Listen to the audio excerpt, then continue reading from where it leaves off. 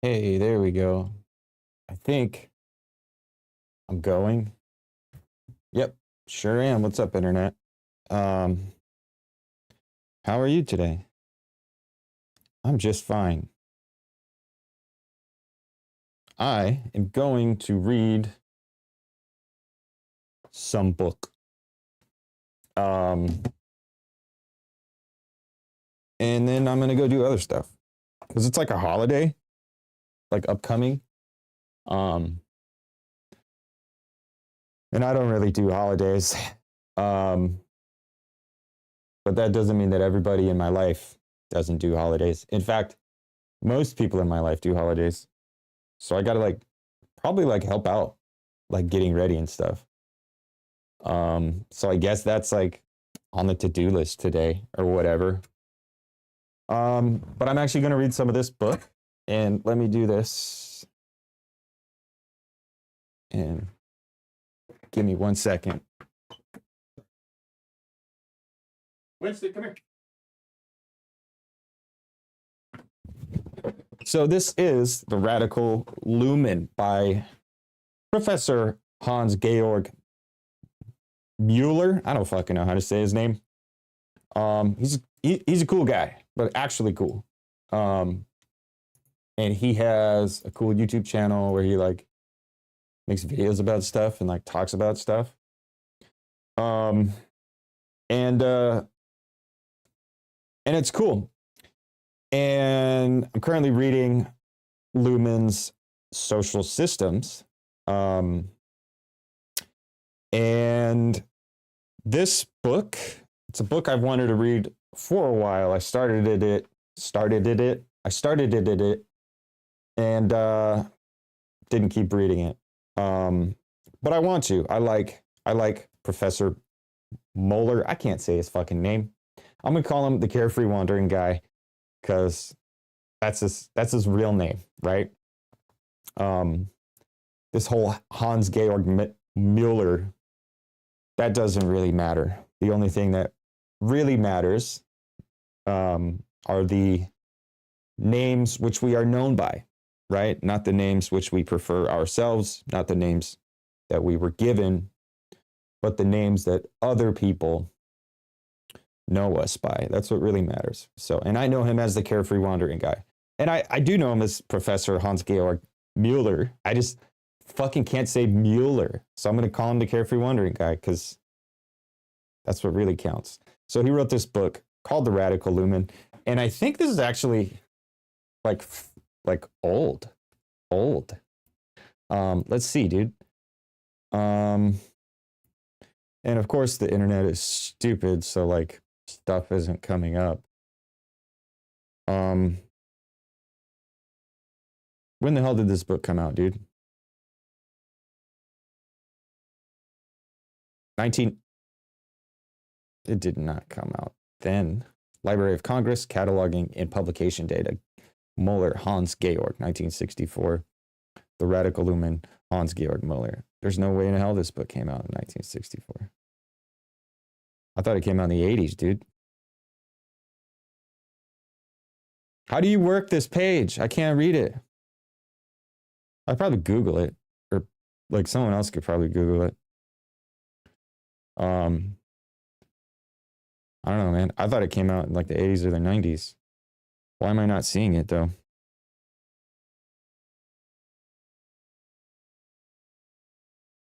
Copyright 2012? Did this book come out in 2012? Maybe it's... Why did I think it came out in the 90s? I don't know. Because that's when Luhmann's books, some of Luhmann's stuff came out in the 90s. Anyway, so Luhmann, Niklas Luhmann, he's a guy that's getting more and more popular, or at least his work is getting more and more popular.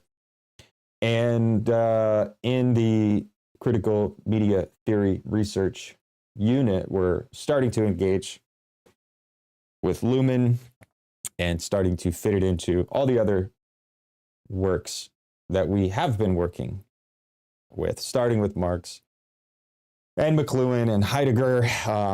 And we're doing some Virilio, but we're also doing a lot of other stuff. And we're starting to work with Luhmann. And yeah, this book has come up a few times in conversation. It's a book that I have not read. It's a book that I have been wanting to read for a while now. And actually, I was going to record it and make an MP3, but because I have it on Scribd or Everrand, whatever it's called, I always thought it was called Scribed, but then I heard people talking about it and they called it Scribd.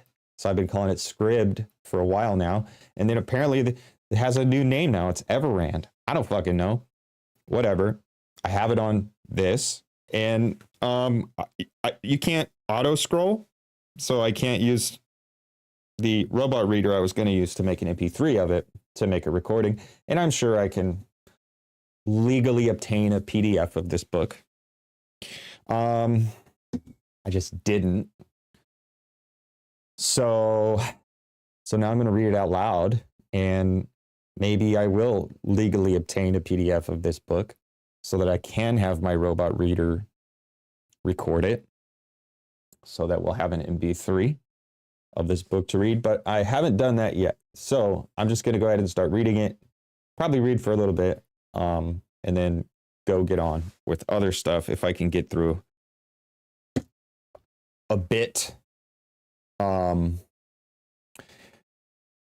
we'll get on to it, or then we'll get on with it, or whatever. I don't fucking know. We're just going to go ahead and start. This is the preface.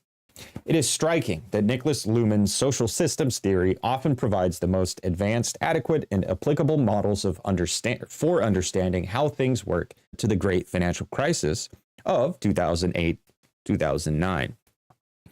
Luhmann did not predict the crisis as such, but he did succeed in giving an account of the social context that was to make it possible. And he could do so because his theoretical approach radically departs from mainstream political theory, which, according to him, has been mainly concerned with the utopian ideals of happiness and solidarity. Luhmann proclaims, we have to come to terms once and for all with a society without human happiness and, of course, without taste, without solidarity, without similarity of living conditions. It makes no sense to insist on these aspirations, to revitalize or to supplement the list by renewing old names such as civil society or community. He appeals to social theorists to give up certain latent idealist and moralist pretensions. Sociologists are not supposed to play the role of the lay priests of modernity.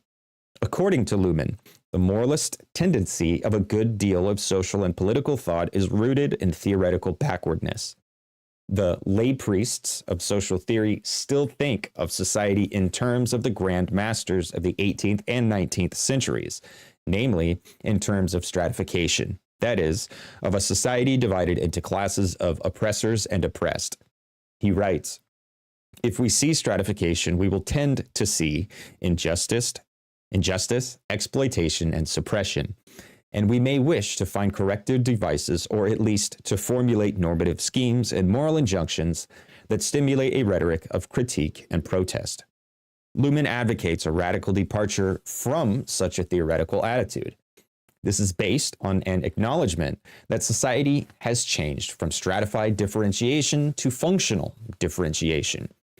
He declares, if, on the other hand, we see functional differentiation, our description will point to the autonomy of the function systems, to their high degree of indifference, coupled to high sensitivity and irritability in the very specific respects that vary from system to system.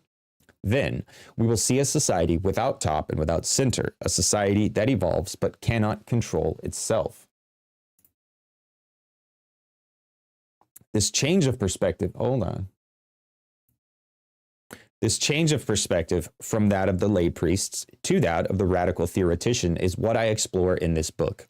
Or, in other words, I try to counter misinterpretations of Luhmann's theory, which, as Michael King said, failed to recognize its radical nature and the paradigm that it introduces.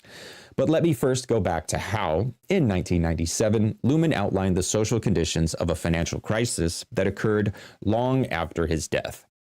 In a global society based on functional differentiation, international, indeed, no longer refers to a relation between two or more nations, but to the political and economic problems of the global system. In a radically deregionalized world society, all internal boundaries depend upon the self-organization of subsystems and no longer on an origin in history or on the nature or logic of the encompassing system.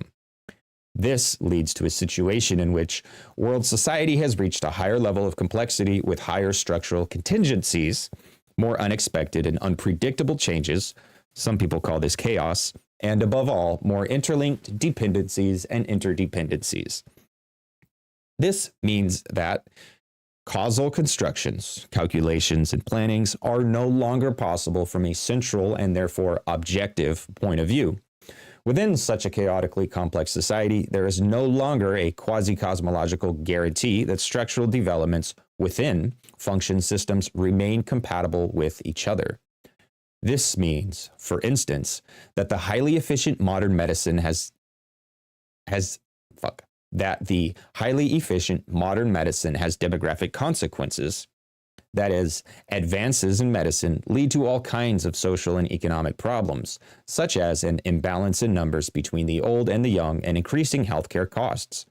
Similarly, the new centrality of international financial markets, the corresponding marginalization of production, labor, and trade, and the transfer of economic security from real assets and first-rate debtors to speculation itself, leads to a loss of jobs and seduces politicians to promise jobs without markets.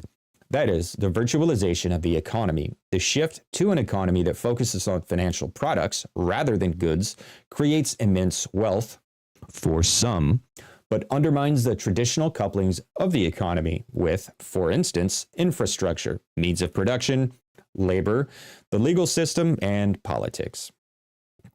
In this way, society faces a novel volatility of the financial market with its new derivative instruments for simultaneously maximizing security and risk with unpredictable effects. In other words, the economic system has shifted its basis of security from property and reliable debtors, such as states or large corporations, to speculation itself. He who tries to maintain his property will lose his fortune, and he who tries to maintain and increase his wealth will have to change his investments one day to the next. He can either use new derivative instruments or must trust some of the many funds to do this for him. For Luhmann, all this cannot be explained on the basis of the traditional vocabulary of exploitation or with moralist categories such as greed. And being that we just finished, this is me interjecting, being that just finished reading through Michael Heinrich's introduction to the 3 volumes of Capital. I don't know, I want to take a stand for Marx, and I would say that, I don't know, exploitation kind of does cover that, this constant need to do the self-valorization thing, like,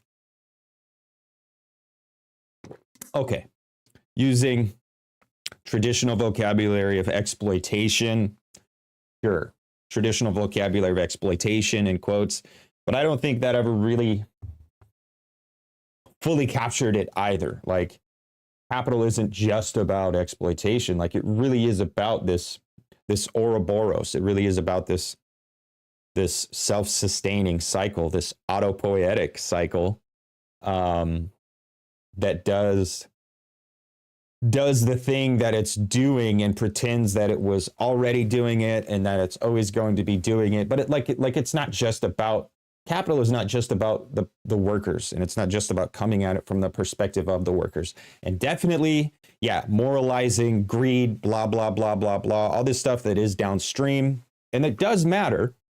But that's not the point. That's not the conversation in the first place. That stuff kind of comes later. But like figuring out the structure at like the root of all this shit that's going on.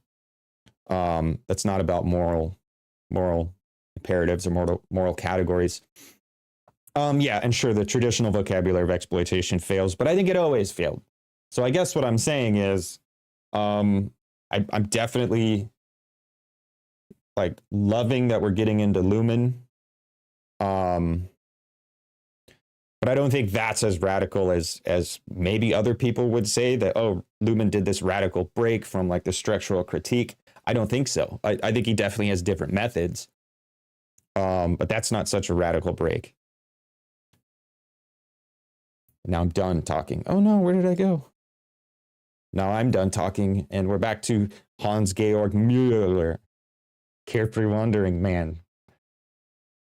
The developments in the financial sector of the economy and the nearly catastrophic effects of these developments on the education system in Ireland, for instance, quite clearly demonstrate that Luhmann was right when he said, we are not in a phase of post-histoire, but, on the contrary, in a phase of turbulent evolution without predictable outcome. In this situation, sticking to the vocabulary of political theory that has been developed by the philosophers of the past 3 or 4 centuries does not seem to be a promising strategy. Luhmann says, at present, the unsolved problems surrounding the concept of society seem to prevent theoretical progress. The idea of a good, or at least a better, society still dominates the field. Sociologists interested in theory continue to explore the old mazes with diminishing returns instead of moving into new ones. It might be rewarding, however, not to look for better solutions of problems that are constructed by the mass media, but to ask, what is the problem in the first place? So, what is the problem? And moreover, how do we have to change our point of view so that we are better able to see it? The following chapters explore Luhmann's paradigm shift from philosophy to theory that opens up new perspectives on the contemporary world. I begin my exposition with an attempt to characterize the very social system within which Luhmann's writings were produced. That is the German academic scene of the last decades of the 20th century. Within this social environment, Luhmann was able to succeed despite, or perhaps because of, the challenges he posed to Habermas's dominating doctrine of a society based on domination-free discourse. Luhmann offered a radical alternative to this normative political philosophy. He conceived of his theory as a subversive Trojan horse that, once inside the enemy's camp, might destroy them from within. I argue that one of the tactics employed by Luhmann to disguise this threat was his often rather convoluted writing style. By adopting the jargon of Habermas and others who constituted the academic elite of the time, Luhmann was granted entry into their Troy. After these preliminary considerations, I move on to look at various aspects of what I believe to be a shift from philosophy to theory in Luhmann's works. Luhmann breaks with the anthropocentric heritage of modern Western philosophy. More so than any other of the humanities, philosophy has been looking to humans as the measure of all things, particularly in political and social philosophy. Luhmann's fourth insult to human vanity consists in denying the notion of the human being a central place in social theory. He follows earlier non-anthropocentric shifts that occurred in cosmology, Copernicus, biology, Darwin, and psychology, Freud. Unsurprisingly, this insult, just as with its historical predecessors, has been perceived by many as scandalous and continues to make Luhmann a persona non grata in some ideological camps. Chapter 4, From Necessity to Contingency, deals with a comparison between Luhmann and Hegel. In my view, Hegel is the most important philosophical influence on Luhmann. However, the relation between the two great systemic thinkers is rather ambiguous. I argue that Luhmann attempted a Hegelian Aufhebung of Hegel's philosophy, just as Hegel tried to sublate religion through philosophy in the threefold sense of lifting it to a higher level, overcoming it, and preserving it. Luhmann intended to sublate philosophy through theory. For Hegel, the task of philosophy consisted in transforming contingency into necessity. Luhmann's theory aims to transform necessity into contingency. Bum, bum, bum. That shit's fucking dope. Super dope. In chapter 5, the last footnote to Plato, I outline what I believe to be the most obvious and yet most overlooked achievement of the Luhmannian shift to theory, a solution to a central problem of traditional Western philosophy: mind-body dualism. After Descartes, where'd I go? After Descartes, and in negative reaction to him, attempts to deal with his strong dualism typically aimed at reconciling the body and the mind in such a way as to emancipate the body. The preoccupation with the mind-body discourse led to an incapability to think outside the box and to develop more radical alternatives to this dualism. Luhmann convincingly shows that there is at least one more dimension in addition to the intellectual and the physical, namely communication. This third dimension allowed Luhmann to replace traditional substance dualism with a functional theory of structural couplings between different systemic realms. Bum, bum, bum. More just super dope shit. In chapter 6, I discuss Luhmann's metabiological approach, to use a term coined by Habermas, to social theory, which marks another break with mainstream modern social and political thought. Enlightenment and post-Enlightenment philosophy tended to look at civil society and the individuals who were believed to constitute it in terms of autonomous agency. Free will, rationality, and responsibility allow humans to shape society and to emerge from their self-inflicted immaturity. In this way, humans become self-creators. They are the ultimate masters of their fate and the society in which they live. From an evolutionary perspective, however, such self-steering or self-governing is an illusion.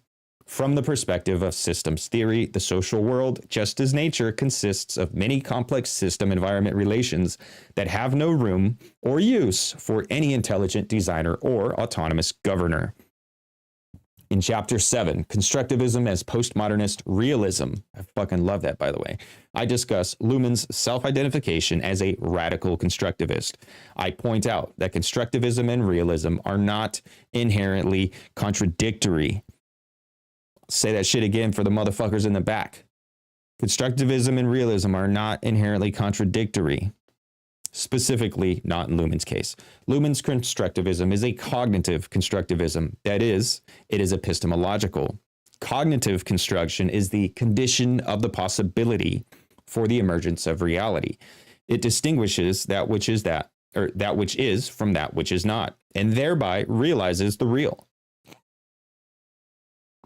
In this way, cognitive construction radicalizes German idealism and reverses the relation between ontology and epistemology. For Luhmann, reality is not the a priori condition for experience. Instead, he argues that cognitive functions are capable of generating themselves autopoietically, and thereby of constructing reality, and that they can do so in multiple ways. Reality, as an effect of cognitive self-generation and construction, is not based on identity, but on difference. And this makes it no less real. My analysis of Luhmann's understanding of democracy in chapter 8 examines the limitations of social steering in a more concrete way. Luhmann puts into question the very notion of democratic participation. According to him, the idea of democracy as a rule of the people is no more than a utopian fantasy. It fails to meaningfully describe the functioning of politics in contemporary society. Rather than reflecting on how society may be able to become more democratic and to ultimately allow the people to rule themselves, Luhmann suggests a functionalist concept of democracy as a symbolic narrative that allows the political system to construct legitimacy. Paradoxically, attempts to make society more democratic may in fact endanger the functioning of democratic politics. Luhmann's political radicalism is therefore not an ideological radicalism, but an anti-ideological one. The conclusion attempts to answer what is perhaps an inappropriate question. Where does Luhmann's radicalism ultimately lead us? Or how can a Luhmannian attitude towards society and indeed life be described? I suggest that this attitude can be defined as a cultivation of modesty, irony, and equanimity. The appendix contains a short overview of Luhmann's life and his theory. I thank Anar Gibbons, Andrew Whitehead, and Jason Dockstader very much for correcting my English and for suggesting many changes and improvements. I am indebted to Bruce Clark, Michael King, and Elena Esposito for their detailed comments and criticisms of draft of this book. I'm grateful to Wendy Lochner at Columbia University Press for taking on this radical project. I appreciate the support for this publication given by the College of Arts, Celtic Studies and Social Sciences, University College Cork, Ireland. And once again, that's not loading. because the internet's so fucking cool. Nothing ever works. So cool. I love nothing ever working. And there's like no options for things that do work. There are options for things that do work, but they always cost more, either in like actual money or just time, energy, and effort. Like nothing works, but we're all like, yeah, dude, we live in the future. Everything's cool. And like, we have all this cool shit. But it's like, no, dude, everything sucks. Everything's horrible. Nothing works. And we're just trapped in this prison. And there's really like not much we could do about it, but there is actually a lot we could do about it. It's just figuring out what that is like difficult. So here we go.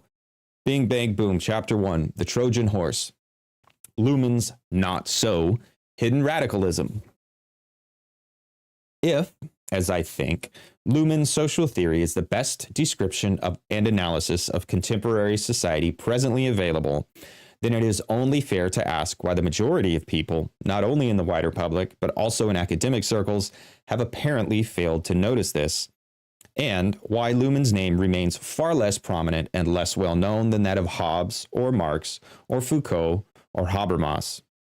The first and most immediate reason for Luhmann's relative obscurity, particularly in North America, may well be found in what I describe in the following section, namely his often soporific style. While the somewhat off-putting effect of Luhmann's texts on some North American readers is quite coincidental, since, after all, Luhmann wrote in German and for a German language audience, he might well have been aware of a certain advantage brought about by his esoteric writings in his home country. This style fit well with the contemporary sociological discourse of which he was a part. At home, his perfectly common German university idiom gained him, on the one hand, the respect of those who did not understand him, and, on the other, made him appear unsuspicious to his peers. And little interjection, I love Luhmann's writing style, and it is definitely non-standard, I guess, and it does stick out, and I like it a lot. So yeah, I don't know. I guess I could see people not loving it compared to some other popular writers. No, yeah, there's definitely like popular thinkers and quotes who like just have a way with words that makes them more popular. And they're not really necessarily saying anything of value. So yeah, sure. I mean, because I do think it is definitely a little more idiosyncratic, his writing style. And I like it a lot, but I can also see how some people would not like it so much. So sure. Back to the text. This enabled him, I believe, to actually say a lot of things that he could not have said otherwise without risking being thoroughly ostracized by the post-1968 German academic community. Luhmann's theory contained so many radicalisms that he needed to conceal them within the awkward Trojan horse of a largely unassuming and inaccessible language. The American liberal orthodoxy might dismiss or simply ignore Luhmann. This was not a concern for him, as he was a German university professor, but he had to ensure that he did not too openly shock the ideologically extremely cautious, after the Nazi disaster, academic community in his immediate environment. Therefore, I believe he might well have consciously cultivated his murkiness in order to conceal certain potentially inflammatory aspects of his theory from the eyes of those who were still too weak, in a Nietzschean sense, to look at them plainly. This book is primarily aimed at bringing these radical aspects of Luhmann's theory to the fore. As far as I can tell, Luhmann was rather successful at hiding the issues that I'm going to address. The reception of his theory generally focused on less explosive aspects of his work.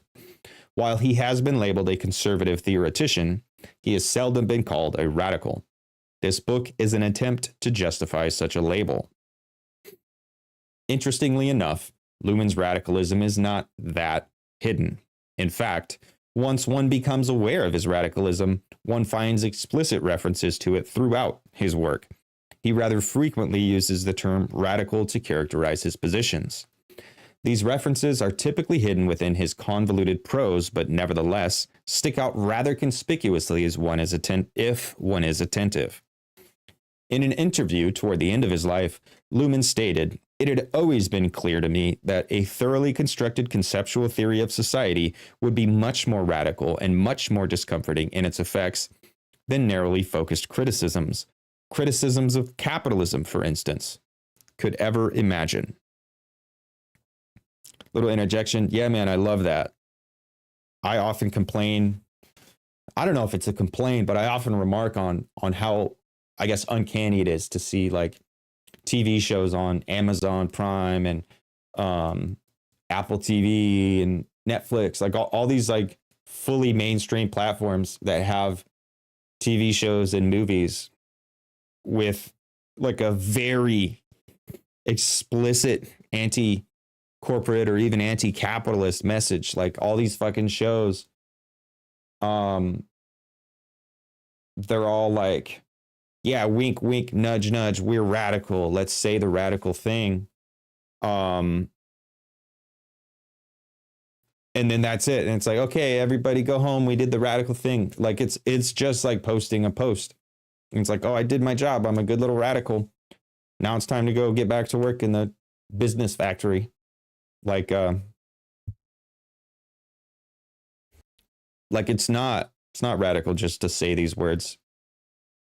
But like, I don't know, it's weird. And I'm not saying that people who like love the shit. I mean, there's a lot of shit I like that's just anti-capitalist, again, in quotes. And like, that's it. Like, that's the main gimmick. Yeah, there's tons of shit I like because of that. But it's just so uncanny that like, or even the Davos video that Dave showed me and whoever else saw it, when they're like in Davos and the WEF, the World Economic Forum, and they're just like, capitalism is bad. And it's like, wow, that's weird because you're doing a capitalism, but because you're just saying capitalism is bad, like you expect me to believe you're not doing a capitalism? I don't know, man. It's weird. It's uncanny. I need to write about it. I do bring it up a lot. And I think it points at something that bothers me more. Like, it's not just, oh, this art has this like ostensible message, because yeah, fuck it, dude, whatever. But the fact that it points to like people in their daily lives who get sidetracked by things that have the aesthetics of radical action or whatever. But then they just, whatever action they're doing just gets captured and reincorporated into, you know, everything else. And yeah, like anyway, I'm talking myself into a stupor. I'm going to stop talking and get back to reading. But okay, one more thing before I get back to reading. Yeah, just this whole thing, like don't focus on one aspect of the system. Focus on the entire system. And I like that. Because criticisms of capitalism don't deal with capital. Like, they don't deal with really anything. They deal with one specific aspect of the thing. And it's very frustrating. People do need to zoom out, take that 10,000 foot view, rather than just hyper focusing on the one specific thing or the small cluster of things. And it's cool. And that's what Luhmann is saying that he's doing. So high five, Luhmann. I don't know if you believe in ghosts out there in TV land. I don't, but maybe ghosts are real, and maybe Niklas Luhmann is watching me read a book about him. So high five, Nick. Let's go get some Wiener Schnitzel. I don't even know if that's a real thing. Back to the book. This is a remarkable pronouncement. What are you doing? This is a remarkable pronouncement, that being that a thoroughly constructed conceptual theory of society would be much more radical and much more discomforting in its effects than narrowly focused criticism of capitalism, for instance, could ever imagine. This is a remarkable pronouncement. Not only does Luhmann openly declare his radical intentions, but he explicitly says that he intended his theory to be much more radical and discomforting. That is, more revolutionary than, well, Marxism. Just a little interjection. He said Marxism, capital M Marxism. Yeah, I think he's talking about the version of Marxism that people mean whenever they're talking about Marxism. Well, yeah, that I don't need to problematize that, because yeah, most people who claim to be Marxists are doing something else. Anyway, back to the book. This somewhat surprising admission of a so-called conservative thinker is reiterated in another interview published in the same volume. There, Luhmann ascribes to his theory the political effect of a Trojan horse. This image illustrates both the secrecy and deconstructive intent of Luhmann's radicalism. Luhmann openly admits to his attempt to smuggle into social theory, hidden in his writings, certain contents that could demolish and replace dominating self-descriptions, not only of social theory itself, but of society at large. This is quite a fiery claim, one that I explore and I clarify further on the following pages. In the section From Philosophy to Theory, I trace various ways in which Luhmann has radically departed from the traditional old European theoretical heritage. This departure is in many ways so radical that the term philosophy was not appropriate for what he was intending, namely super theory. Dun dun dun dun. For Luhmann, philosophy had lost its capacity to lend expression into what, in post-Hegelian times, could be called a convincing self-description of contemporary society. For Luhmann, the concepts, the basic vocabulary, and even the foundational questions of philosophy had become largely obsolete. He wanted to sublate the entire enterprise into something new: radical theory. One of Luhmann's most provocative self-designations was radical anti-humanist. This, of course, was not an indication of sympathy for satanically inhumane values, methods, or political programs, but an attempt to fundamentally de-anthropologize the description of society and of the world in general. This already constitutes a major break with the Western philosophical tradition, which had been thoroughly humanist. Even for modern philosophers such as Heidegger, human beings were still considered the caretakers of being, and even highly technical analytic philosophy and philosophy of mind are still basically concerned with the analysis of human language and consciousness. In accordance with this unchallenged anthropocentric dogma of Western philosophy, from Plato up to and including the 20th century, philosophy had always included ethical deliberations and pronouncements. The world was considered in an anthropocentric fashion, not only with respect to what was considered knowable, but also with respect to what was envisioned as doable. Therefore, anthropocentric philosophy generally entailed pronouncements about how to behave, either as individuals or as a collective. Luhmann's radical anti-humanism is not limited to a redescription of reality in a non-anthropocentric way. It includes a dismissal of human agency. Theory, as opposed to philosophy, no longer tries to outline the doable, but rather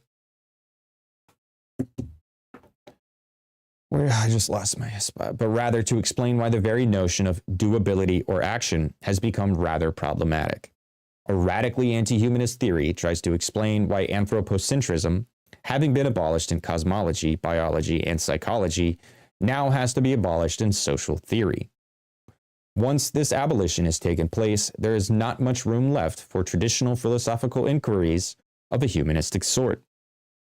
One way to illustrate the rift between Luhmann's theory and traditional philosophy is by comparing him to Hegel, one of the last grand systemic thinkers in the history of philosophy. While Luhmann probably shared the monumental aspirations of authors such as Hegel, his theory entails an ironical reflection on its own limitations. Systemic philosophy has been traditionally concerned with establishing veritable truths, that is, not mere dogmas. What was outlined as being true had to be proven to be so. For Descartes, for instance, everything depended not on truth, but on the certainty of the true. In Hegel's works, the Cartesian notion of certainty was replaced by reflections on the necessity of whatever was true or real.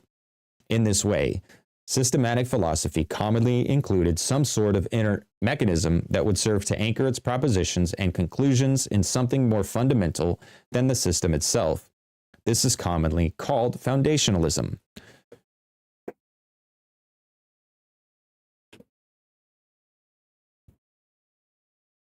Oh, where was I? This is commonly called foundationalism. Luhmann's shift from philosophy to theory, however, is about denouncing such anchoring strategies. Systematic theory, as opposed to traditional systematic philosophy, is anti-foundationalist. It does not attempt to prove its necessity, but to explain its own contingency. In this way, unlike serious philosophy, theory implies an ironical attitude toward itself. That is, it admits to some sort of Munchausen effect, a trick by which it is able to pull itself out of the mud by its own hair. Another radical aspect of Luhmann's theory is what may be called its Alexandrian solution of the Gordian knot of the age-old mind-body problem. Rather than trying to reunite these two notions as a consequence of post-Platonic, post-Christian, and post-Cartesian nostalgia for the reunion of the physical and the spiritual, Luhmann explains why this traditional dualism has never been pluralistic enough.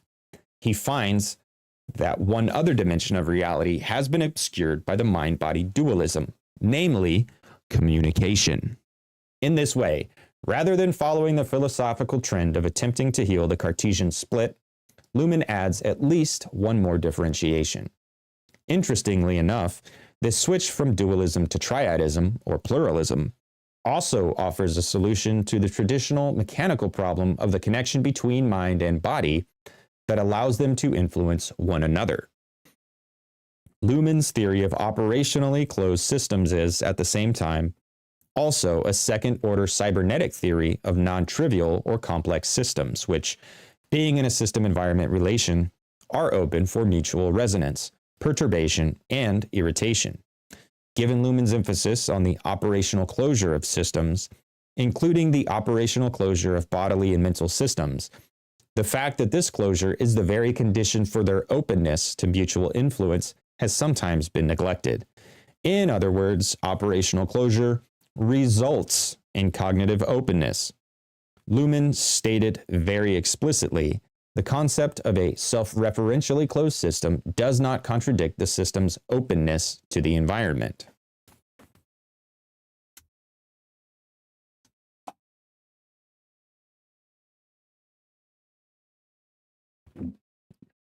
Hold on, internet, I'm taking a drink and I'm gonna get some new chew, put new chew in my mouth. Cause I chew bacco, backy. I don't chew wacky backy. That'd be weird.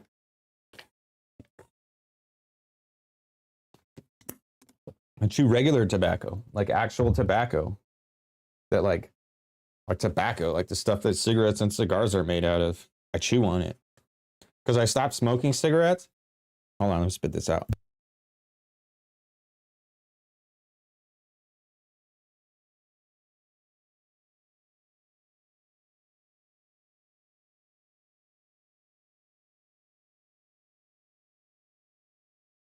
I stopped smoking cigarettes. And actually, I started vaping for a while. And then vaping sucks. So I quit vaping, but I've been chewing tobacco. Dude, I'm getting blown up right now. Yeah, I started chewing tobacco a long time ago. And I've been doing that for, fuck, dude, almost 20 years, dude. Damn, son. It's a long time.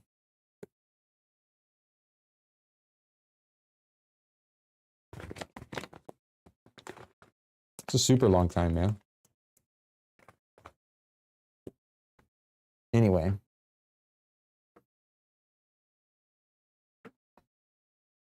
Let's continue this little interlude. I'm looking at stuff over here.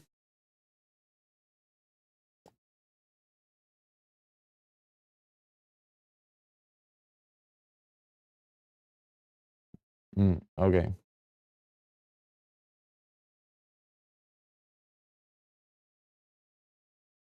Oh, that's what I should do. I should be like, oh, can I hear myself?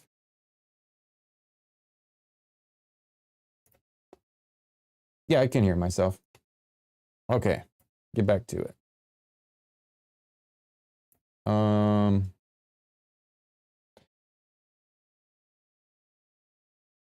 The concept of a self-referentially closed system does not contradict the system's openness to the environment. The openness of systems to one another stipulates their openness to their environment, since the environment of a system includes other systems.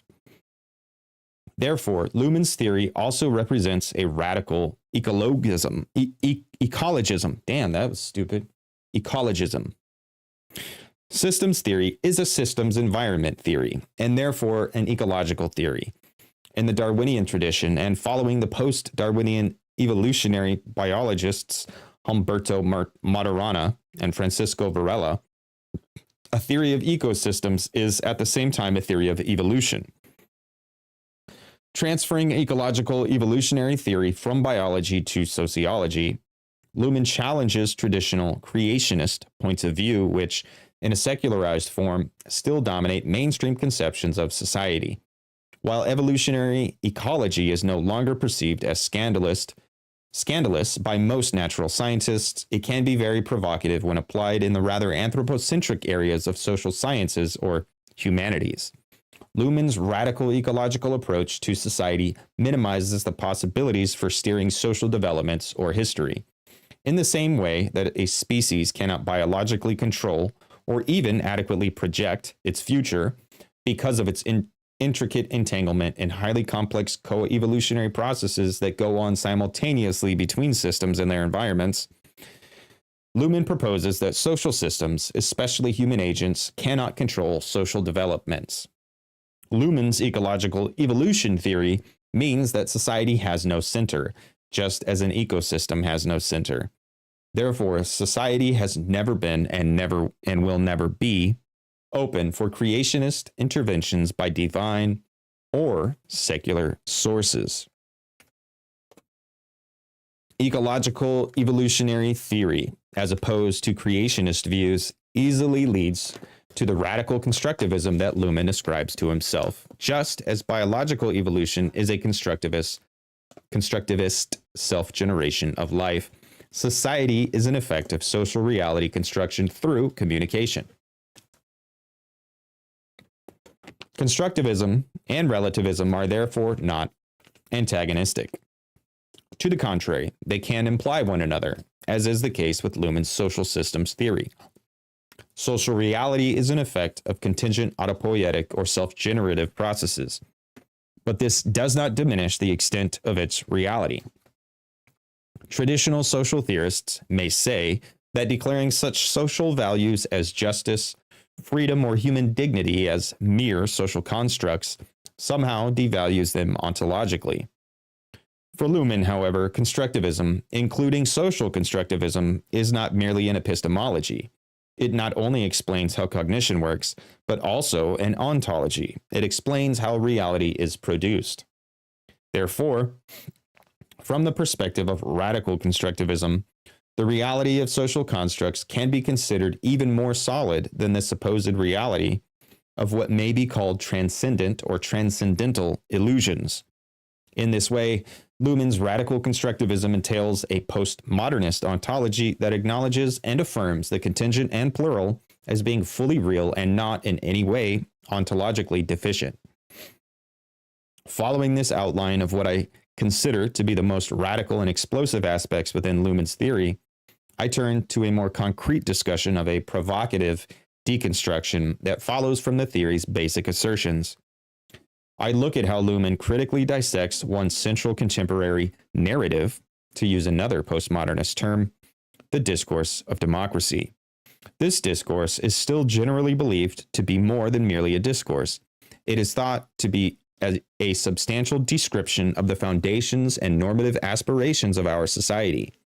Luhmann tackles this idea, which is very much at the core of contemporary civil religion.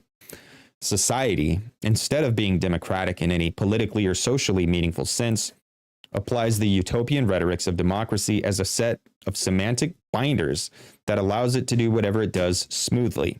That is, without having to observe potentially irritating alternatives, at least until the arrival of the Trojan horse of social systems theory.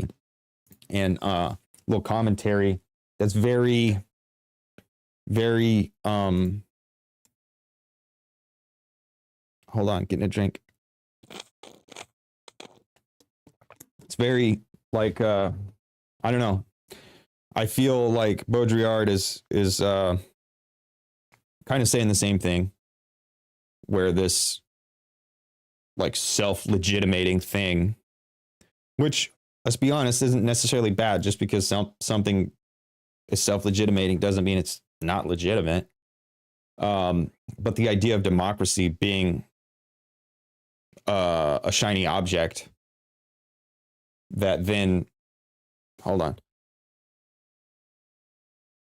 like covers up for and like apologizes for and like disavows and explains and accounts for, and like this idea of democracy does so many things, so many operations, ultimately to just justify like how fucked up everything is. And at the end of the day, like it's not even real. And like most people, pretty sure most people are hip to that. They just don't know how to explain it, articulate it. And also they don't want to admit it. They don't want to acknowledge it because it's like, it sucks. It feels like, whoa, damn, everything really is fucked and we really are fucked and like everything does suck. And I think like maybe there are people who are afraid that they're going to necessarily go down some like super dark path if they like just acknowledge that. And I think most people wouldn't. I think actually most people, I think it would free them up. It would liberate them in a way. But there definitely are people who like do the whole dark nihilism thing. And that's not the way it should be, man. Like, I think nihilism is emancipating. And I think nihilism can like give us a lot of really awesome things. But I think that it tends to do the otherwise.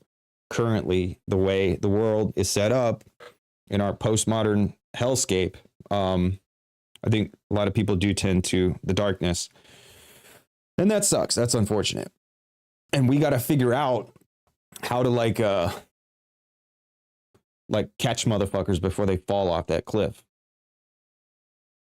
Chapter 2, Why He Wrote Such Bad Books.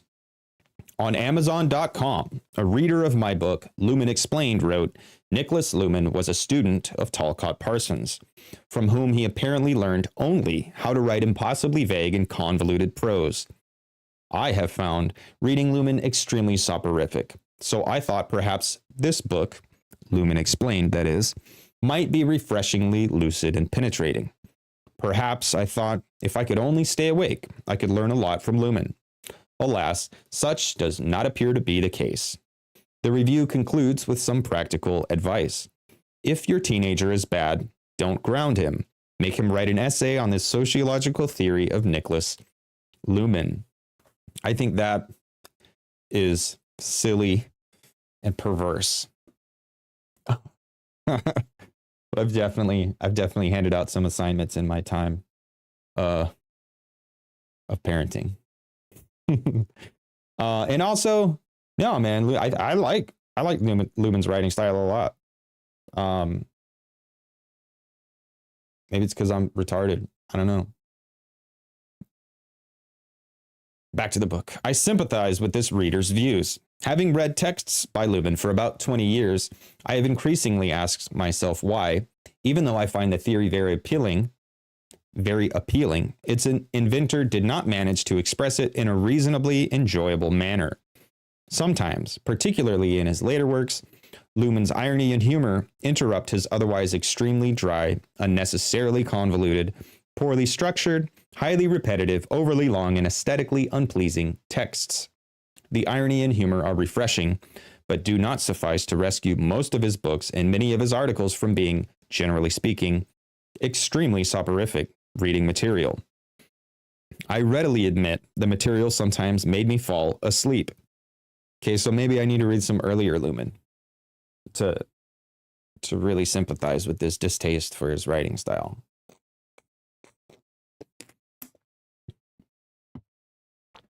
I have been able to come up with several explanations as to why Luhmann was such a bad writer, at least in comparison with, in my view, the brilliance of his theory. All of these reasons, I stress, are explanations, not excuses. The inherent reason for Luhmann's bad writing is the peculiar way in which he actually produced his texts. Luhmann's published oeuvre is enormous. Not only are his books exceptionally numerous, they are also usually very long, often exceeding 500 pages. Luhmann's prolificacy was quite methodical. He not only spent most of his time writing, but also developed a sort of mechanics of production by making use of a huge note cabinet that he had been assembling throughout his life. He made short notes of ideas, thoughts, quotations, and references to the literature he read. Then he arranged these notes according to a self-developed numerical ordering system that included links from one note to others. He could thereby trace his way through the notes in various ways. He spent more time organizing and composing the note cabinet than writing actual texts. The books and articles had only to be extracted from the cabinet. Luhmann said, "I first make a plan of what I am going to write, and then take from the note cabinet what I can use." That sounds dope. That is how we should all be using Google Drive and whatever notes app you use. And also any actual physical notebooks you have. Like we should all be doing this. Maybe not all of us, but anyone who's interested in writing, and again, not just writing like to be like, oh, I'm a smart person, I write and stuff. I mean, whatever, you can do that, but like writing frees you up in a way to like engage with your own understanding of things that you're writing about. Like writing is a different type of thinking. So whatever, I'm going to take that statement back. We shouldn't all be doing this. I want to do this. And I know a lot of people that also want to do stuff like this, to be able to use. I don't know a lot of people. I don't know a lot of people in general. I know people who want to be able to do this, set ourselves up, set our future selves up. And just like as a consequence of having like a robust thought organizing system, then we could produce books and articles like it's going out of style or something, or like it's 1999, like just doing it like, yeah, you need a book? Yeah, give me some time to organize my notes, and then come back with like 600 pages about, I don't know, something cool, super dope. But instead we don't. We have these tools accessible to us. And again, they don't work as intended. They don't work as advertised, but they're still there. And they're tools for communication and organization and even self-relation. And they're there, they are available, but they're like underneath a layer of shit. So when I want to, I don't know, organize my thoughts and write a little something, I pull out my phone or I log onto my computer or whatever. And I'm like, yeah, dude, I'm going to do it. And then I get sidetracked because there's a widget, or there's a notification, or there's a something else. There's something on my desktop, or there's something somewhere that distracts me, and I get carried away. And half an hour later, I'm playing some like asinine clicking game, the Flappy Bird game. I never played that game, but something like that. Like we have these tools, they're available to us. My dog just farted again and it smells really bad. But instead of actually utilizing the tools, we let the tools utilize us. And what are they utilizing us for? You ask? Passive data generation. And it just sucks. I want to do this. I want to use my Google Drive the way Niklas Luhmann used his cabinet. Oh my God, dude. I didn't want to do that. It just made me go to the notes. I don't want to do that. How do I go back? How do I go back, dude? Okay.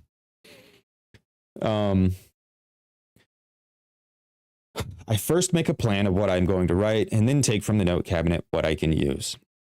One effect of this way of writing was, as Luhmann himself admitted, the lack of a clear narrative development. He stated, I can move from any number to any other number in the note cabinet. Thus, there is no linearity, but a spider-like system that can be started anywhere. And he added, this technique, I believe, explains why I do not at all think in a linear way, and why I have trouble finding the right chapter sequence when writing books, since, properly, any chapter should reappear in any of the others. The nonlinearity of Luhmann's texts make them not reader-friendly. On the other hand, materials appear a lot throughout his writings. Even short papers on specific topics typically include passages about Luhmann's general theory that are hardly comprehensible for the uninitiated reader. In most of his works, Luhmann presents the reader with an assemblage of new remarks about a particular issue, along with lengthy repetitions of information about his theoretical framework. While Luhmann was right in stating that a reader can start more or less anywhere in his books, it is also true that one cannot really begin anywhere. There is no beginning or gradual initiation to his books, and far less so with regard to the whole theoretical project. Reading Luhmann is therefore frustrating at the beginning, given that the reader is confronted with unknown and unexplained terminology and slightly chaotic shifts between ideas, remarks, and themes. It takes a lot of practice before one can understand how Luhmann uses his idiosyncratic theoretical terminology, which appears to be incoherent at first, since it is borrowed in part from a number of highly diverse sources.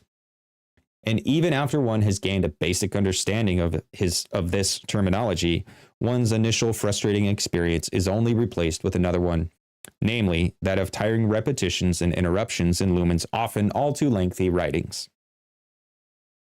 A second factor contributing to the forbidding nature of Luhmann's style is what could be called the intellectual heritage that he chooses to continue. Luhmann explicitly aimed at constructing a super theory. Dun dun dun dun. He was therefore willing to connect with the ambitions of the grand theoretical systems of 18th and 19th century German idealism, and in particular its two main representatives, Kant and Hegel. Not only are these two philosophers often referred to in his writings, but it is quite obvious that Luhmann followed them in trying to develop a novel scientific system which, by being a new theoretical conceptual terminology, had to be sufficiently technical and abstract in order to be applied to an analysis of basically anything. On the one hand, this meant the creation of an idiosyncratic vocabulary in the sense of crucial expressions and words that were either neologisms or used outside of their normal meaning. On the other hand, it also led to the vagueness criticized by the aforementioned Amazon.com reviewer, namely a lack of concrete definitions for the core terminology. One of the lecturers who introduced Hegel during my first semesters at university frequently had to respond to complaints by students about the unintelligibility of the Hegelian terms. Students often said that they did not know how to mentally represent the meaning of these words. They did not know what to concretely think of when Hegel wrote in his conceptual manner. The lecturer would explain that Hegel's intent was to prevent his readers from having any concrete mental representations. Concepts or ideas are meant to be purely conceptual. Just as one begins to think mathematically, when one no longer has to imagine, let's say, 3 fingers or 3 apples when the number 3 is mentioned, but understands the concept of 3 as such without recourse to a concrete image. Even though Luhmann is not an idealist, the terminology of his super theory often, out of necessity, escapes concrete definitions. Terms such as distinction or observation are extremely formal. They can be applied in the analysis of nearly limitless concrete social phenomena, but cannot be concretely defined, only formally, and this with equally formal terminology.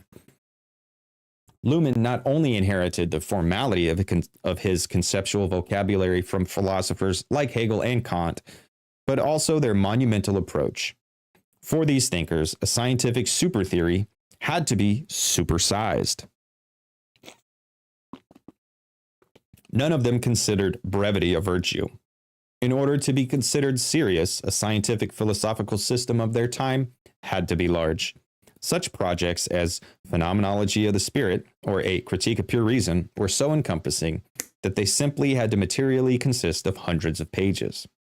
One could also write shorter, more popular treatises, such as Kant's Prolegomena to Any Future Metaphysics was supposed to be, but the system itself had to impress through its sheer volume. I think that since Luhmann saw himself as continuing the heritage of super-theoreticians like Kant and Hegel, or Marx or Weber in social theory, he also aspired to produce an oeuvre that, in a library, would look at first sight just as impressive as theirs. It was not only mere quantity, of course, that constituted the heaviness of the systems of the traditional super-theorists, but also their difficulty. Science, in the sense of the German term Wissenschaft, which encompasses all academic disciplines, including natural sciences, social sciences, and the humanities, had to be esoteric, not straightforward. Again, this may be explained by an anecdote from German academic philosophy. A friend of mine, Günther Wolfhart, himself a former German philosophy professor, obtained his PhD in the late 1960s and early 1970s in Frankfurt under the supervision of Adorno and Habermas. Günther once missed a presentation by visiting a lecturer and later asked another student who had been there if it had been any good. The student replied enthusiastically and in all seriousness, "It was awesome. I did not understand a word." The greatness of a philosophical, scientific, and theoretical book was, within the science and education systems in Germany, measured by, among other indicators, its inaccessibility. The time and mental effort that one had to invest in order to understand a philosophical or theoretical book was considered to be an effect of the quality of the work itself. The more difficult it was to penetrate, the more penetrating the author was supposed to be. Luhmann was perhaps aware of the difference between German, as well as continental European as a whole, and North American attitudes toward academic and, in particular, philosophical and theoretical literature.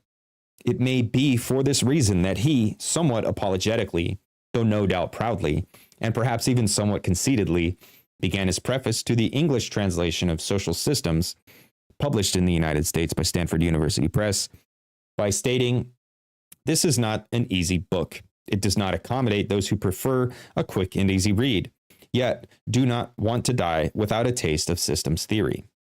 In North America, writers and lecturers, including those in an academic setting, are normally assured to attempt to make themselves understood to their audience. Are normally assumed. Okay. In North America, writers and lecturers, including those in an academic setting, are normally assumed to attempt to make themselves understood to their audience. This is considered reputable.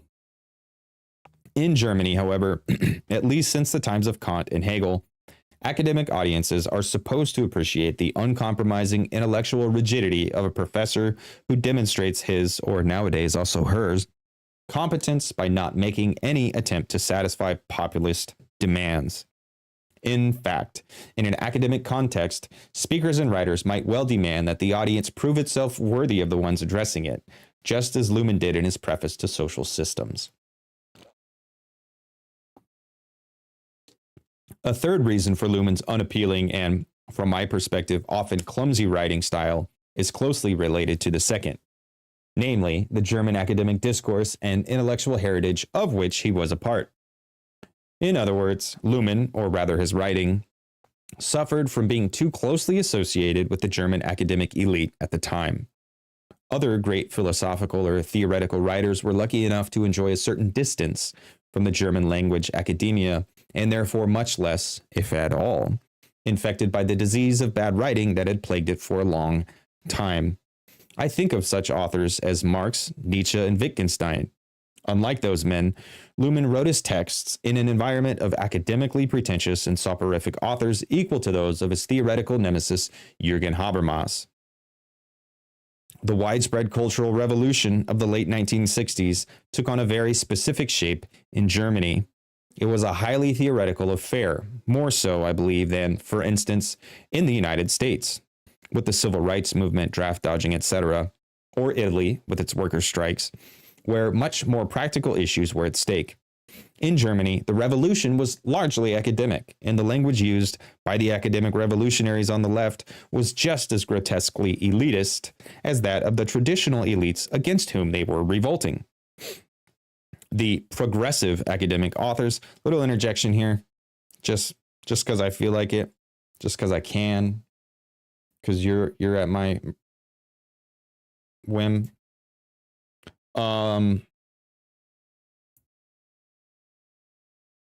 This whole like doing the thing that you claim to be like opposed to, I see it a lot nowadays. God, I sound like an old dummy, but it's true. I see it with like people, and I'm not just going to say kids. I'm not doing the old man thing. Get off my lawn. I'm not just doing that. Although I do tend to do that sometimes. But there are a lot of people who have become so wrapped up in the idea of inclusivity that they are very mean and nasty and shitty to people. For the simple sin of not knowing the proper acceptable language to use or whatever. And you know what? I don't know. Like, it's a complex issue, right? And it's definitely a hot button topic. It's definitely popular. You have, in one hand, you have people complaining about like, oh, like the thought police and the word police. And then on the other hand, you have people believing that like changing language is the most radical thing you can do.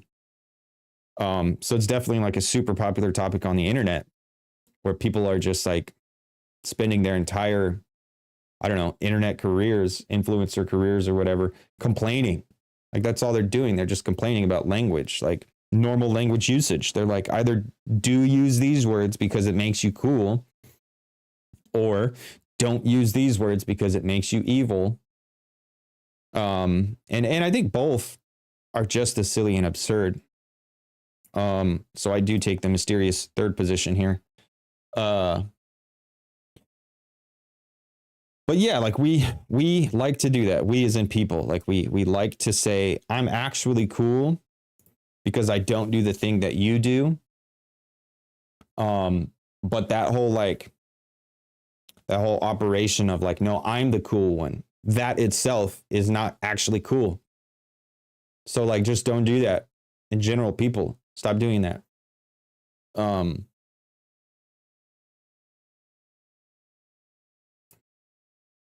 Yeah, don't do that. Also, don't feed your dogs chocolate. That's a good thing to not do also. One time I had a Mastiff named Darcy, and she was way too big for the little apartment that I was staying at. I was staying at my sister's apartment, and I slept in the kitchen. I had a mattress. It wasn't the kitchen. It was like a little dining area that, like, in a normal person's apartment, it would have been where her dining room table was. It was right next to the kitchen, and it was just a little area where a little dining room table should have been, right? So you can like sit down and eat and stuff. I don't know what that's called. Dinette. I don't know what it's called. But it was a little area in her apartment that, like, in theory was for the table because it was right next to the kitchen and it was just off the living room. And I had a tiny little twin mattress and one singular tiny little bookshelf where I had books and then my mattress. And I had a laundry bucket, and I put my dirty clothes on the floor, and the laundry bucket was for after I did laundry to fold my clothes. And then I kept my clean clothes in the laundry bucket. So my dirty clothes were on the floor. My clean clothes were folded in the laundry bucket. My bookshelf was for my books, and that was all my stuff. But I had a dog too, and her name was Darcy. She was a silly little puppy. And one time I was going somewhere and I couldn't take her with me, so I had to leave her at the apartment. And she ate a whole bag of Hershey's Kisses. and she pooped. It's like explosive poop, and it like made it like all the way up the wall, like to the top of the wall. Like there was like poop because it like, I'm assuming it exploded out of her. Nobody was there to see what happened. Like my sister came home and called me and she's like, dude, you suck, man. I'm mad at you. And I was like, oh, I'm so sorry. And there was like actual runny dog poop. Like it made it all the way up the wall, like almost to the ceiling. Crazy. Don't feed your dogs chocolate, because not only can they get explosive diarrhea like that, I think it can like kill them too. Like pretty sure that's bad for dogs. Okay, so the progressive academic authors were doing the thing. They were being douchebags. The progressive academic authors in Germany were certainly not a stylistic avant-garde. Perhaps one of the reasons that, despite the huge ideological and theoretical disparities between Luhmann and leftist social thinkers like Habermas, a dialogue between the two sides was actually possible, was that they shared a jargon, to borrow Adorno's famous expression. This jargon has been uniting the German academic world, as far as I can tell, until today, and at the same time has served to isolate it from the rest of the world. It would have been nice if Luhmann had somehow been able to escape from it, but alas, such does not appear to be the case. And that's Carefree Wandering man doing a little flourish of his own. Alas. Section 2, from philosophy to theory. Chapter 3, the fourth insult, a refutation of humanism. In the first chapter of his later magnum opus, Die Gesellschaft der Gesellschaft, fuck German. I'm learning German right now and I can't speak it. Although the other day, we had a banger ass session. It was a really good session the other day. You guys should check out the German club and the French club and the Spanish club. You guys should check these language learning clubs out where we're like learning languages. It's actually super dope. But clearly, I'm still a monolinguistic moron because I can't say words in German. So, in the first chapter of his later magnum opus, The Society of Society, Niklas Luhmann candidly declares in a highly programmatic and uncompromising way that his theory is to be understood as an attempt at a transition toward a radically anti-humanist, a radically anti-religionalist or regionalist, and a radically constructivist concept of society. He flatly denies the common assumption that a society consists of concrete human beings and relations between human beings. Such a rhetorically conspicuous and unhidden declaration of the radicalism of his anti-humanist intentions is quite unusual for Luhmann, at least in his earlier works. It seems that in his last major work, probably already aware of his fatal illness, Luhmann must have considered that this was his last chance to present his theory in a general and summarizing fashion. He wanted to depart, at least on this occasion, from his trademark obscurity, hidden irony, and sarcasm, and intended to position himself as straightforwardly as possible so as not to be misunderstood.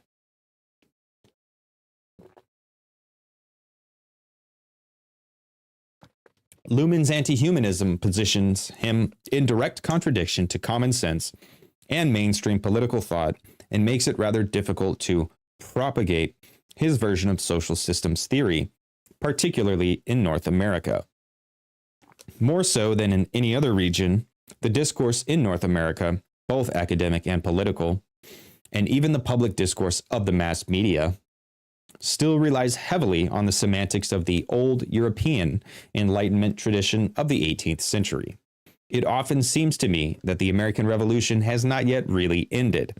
A similar observation was made by the Italian sociologist Danilo Zollo. Zollo advocates a realist theory of contemporary democracy and explicitly distances himself from the fruitless and inevitably moralistic resurrection of the ethico-political prescription of classical democracy in the old European tradition, as presented by a number of Anglo-American authors such as John Rawls. He states very pointedly that those prescriptions add up to little more in substance than a harking back to the Puritan individualism of European proto-capitalism, whose political ideals, it has been said, extended no further than the intellectual horizon of the 18th century ironmonger.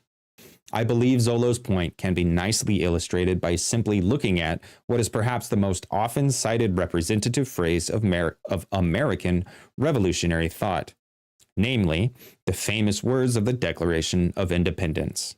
We hold these truths to be self-evident, that all men are created equal, that they are endowed by their Creator with inherent and unalienable rights, that among these are life, liberty, and the pursuit of happiness, that to secure these rights, governments are instituted among men, deriving their just powers from the consent of the governed. These words programmatically express the optimistic political humanism of the Enlightenment. They ascribe, based on a supposed divine creation, specific rights, qualities, and goals that were perceived to be self-evident in the socio-cultural context of the Puritan individualism of European proto-capitalism to humans in general, and posits them at the center of a social and political agenda. These half-divine, half-human rights, qualities, and goals are still widely revered, publicly and privately, both in the United States and in the Western world more generally. And it is believed that, while they are not fully realized, they are still among the most important ideals for informing any civilized society. From a Luhmannian perspective, however, nothing in the quotation from the Declaration of Independence is of any theoretical value for explaining how present-day society, and I think particularly North American society, actually operates.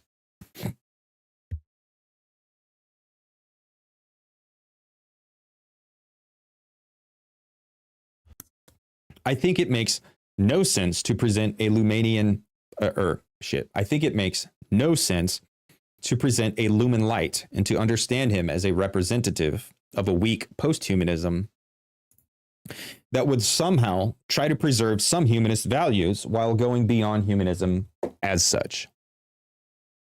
He labeled himself differently and took himself as a radical anti-humanist, and it has to be expected that this radicalism will not be very palatable to many readers, particularly not in a culture like North America that holds on so dearly to the concept of a civil society.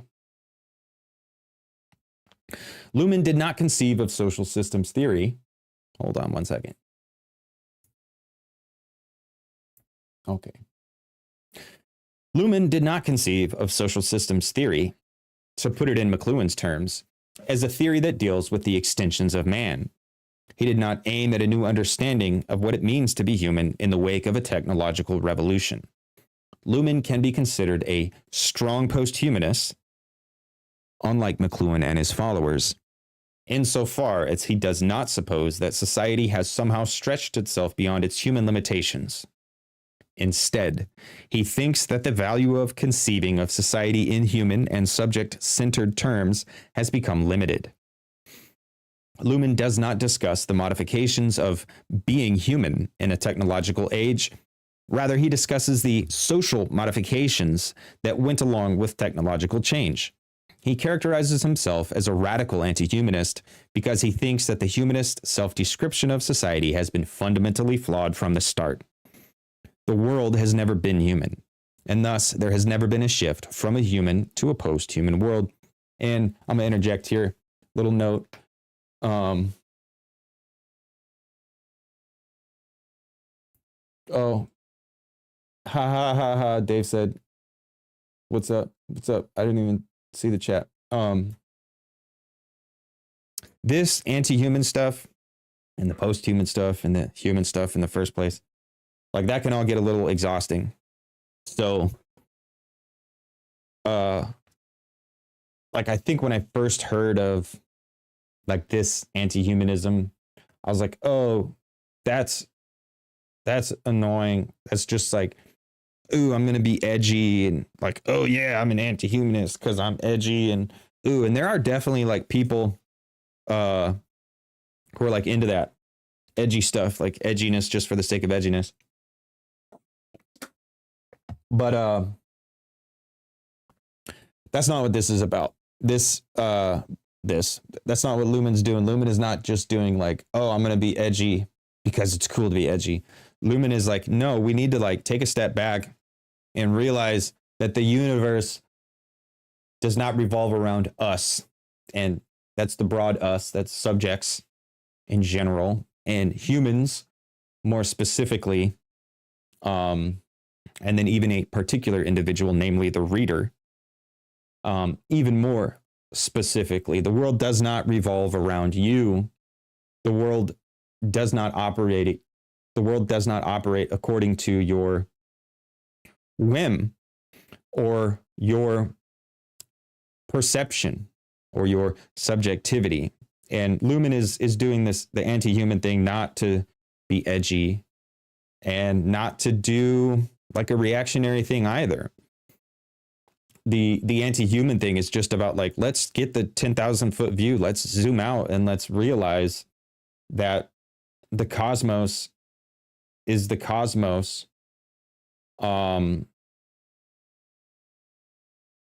with or without us. Now, that's not saying anything about meaning. That's not saying anything about like, you know, value judgments or anything like that.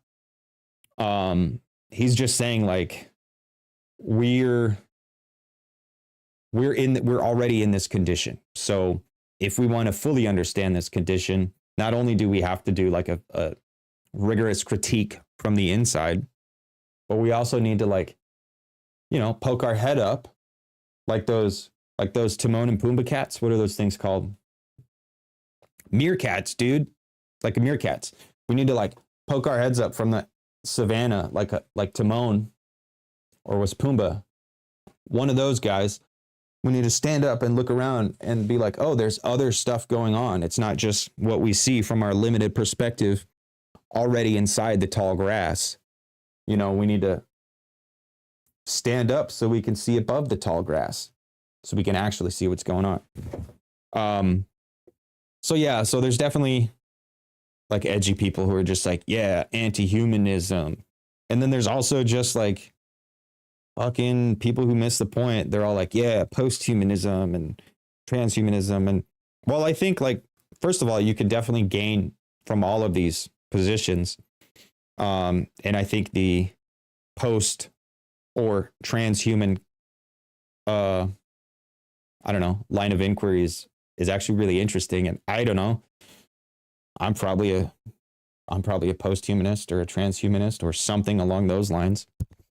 I also don't like, no, I wouldn't actually call myself that, because most of the people I've read or heard speaking or interacted with who do cling to those labels are missing the point, and they're just doing edgy internet stuff, or they're doing like reactionary, like Nick Land type shit. They're like, yeah, I'm so smart and cool. I'm gonna do a bunch of drugs and fucking do all this shit. And if there's anyone out there in TV land who like didn't get the memo, dude, go to Theory Underground and sign up for and go through the Nick Land, the introduction to Nick Land course. And there's definitely,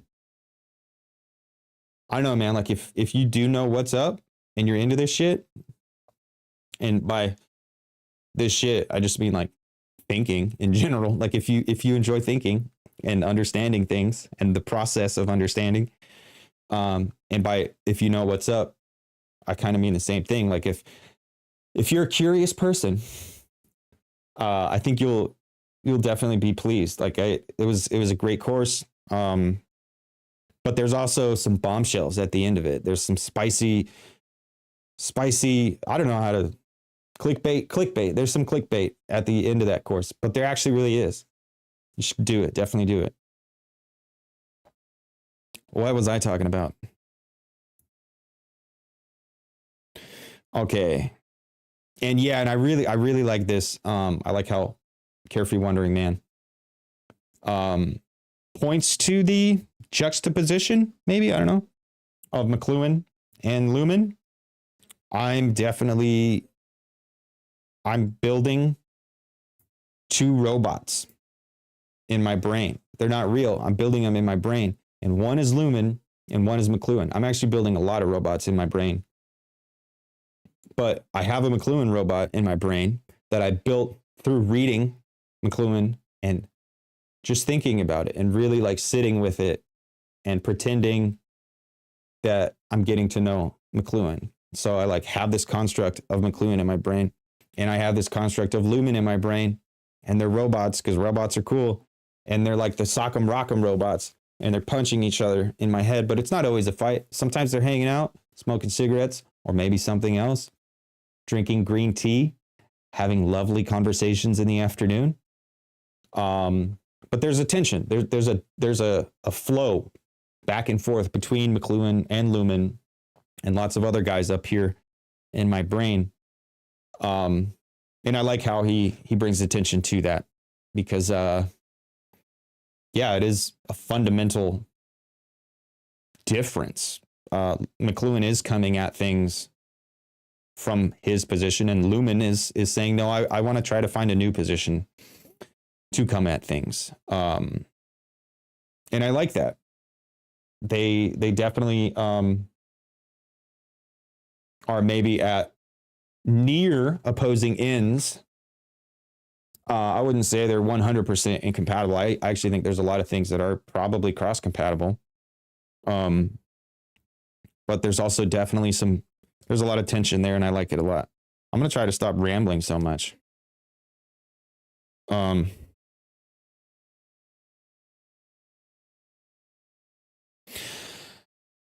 Conceiving of society in human and subject-centered terms has become limited. Luhmann does not discuss the modifications of being human in a technological age. Rather, he discusses the social modifications that went along with technological change.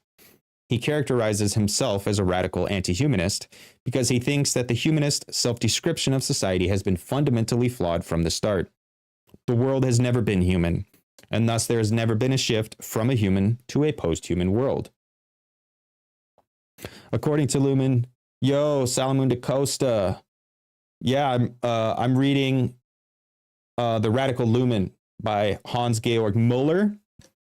That's Carefree Wandering on YouTube. That's his channel. And it's actually going to be part of, well, it is a part of the conversation we're having. Dave and I are reading Social Systems Theory, or just Social Systems right now. As part of the critical media theory research. And this is Professor Hans-Georg Moeller's book on Luhmann. It's called The Radical Luhmann. And I like it. I like his take. I like his position. I like his presentation. It's really good. According to Luhmann, we do not live in a postmodern world. Modernity, as the period of functional differentiation, is still ongoing. The recent technological changes are, theoretically speaking, external to society.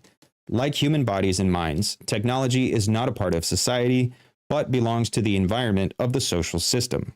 Neither humans nor computers communicate. Only communication does.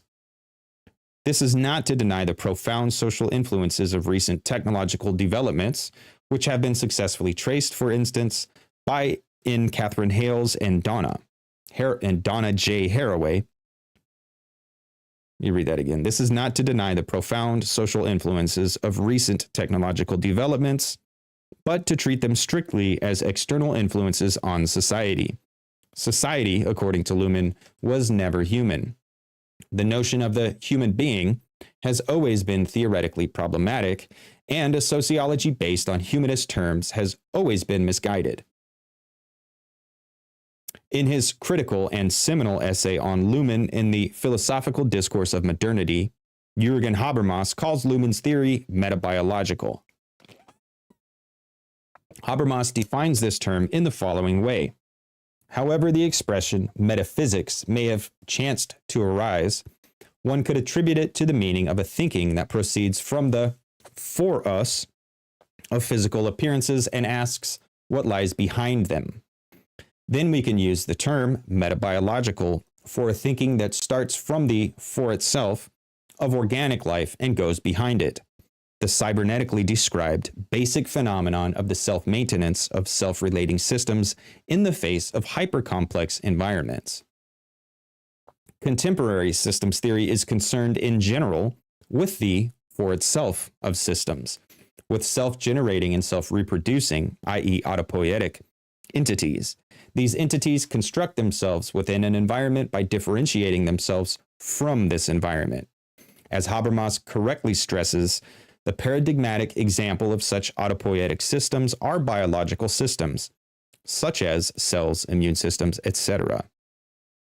An autopoietic system that is for itself consists of the operations that constitute the self-reproduction of the system. Biological systems consist of their internal biological processes. Analogously, psychic systems, or minds, consist of internal psychological operations, such as thoughts and feelings. Brains are biological systems, and minds are psychic systems. Brain waves are continued with further brain waves, not with thoughts. Similarly, thoughts have to be continued with more thoughts, not with brain waves. The brain and the mind are systemically separated. They cannot mutually interfere with one another's operations. They are environments for one another. Similarly, communication cannot be continued with either thoughts or brain waves. Neither minds nor brains can speak. We have developed the linguistic habit of confusing these three empirically distinct systemic realms. If we want to understand how the brain works, we have to describe physiological and biological processes, not thoughts and social phenomena, which, while they may well influence these processes as environmental factors, remain operationally distinct from them. Analogously, if we want to describe how the mind works, we have to focus on psychological processes. If we want to describe society, we have to focus on communicative processes.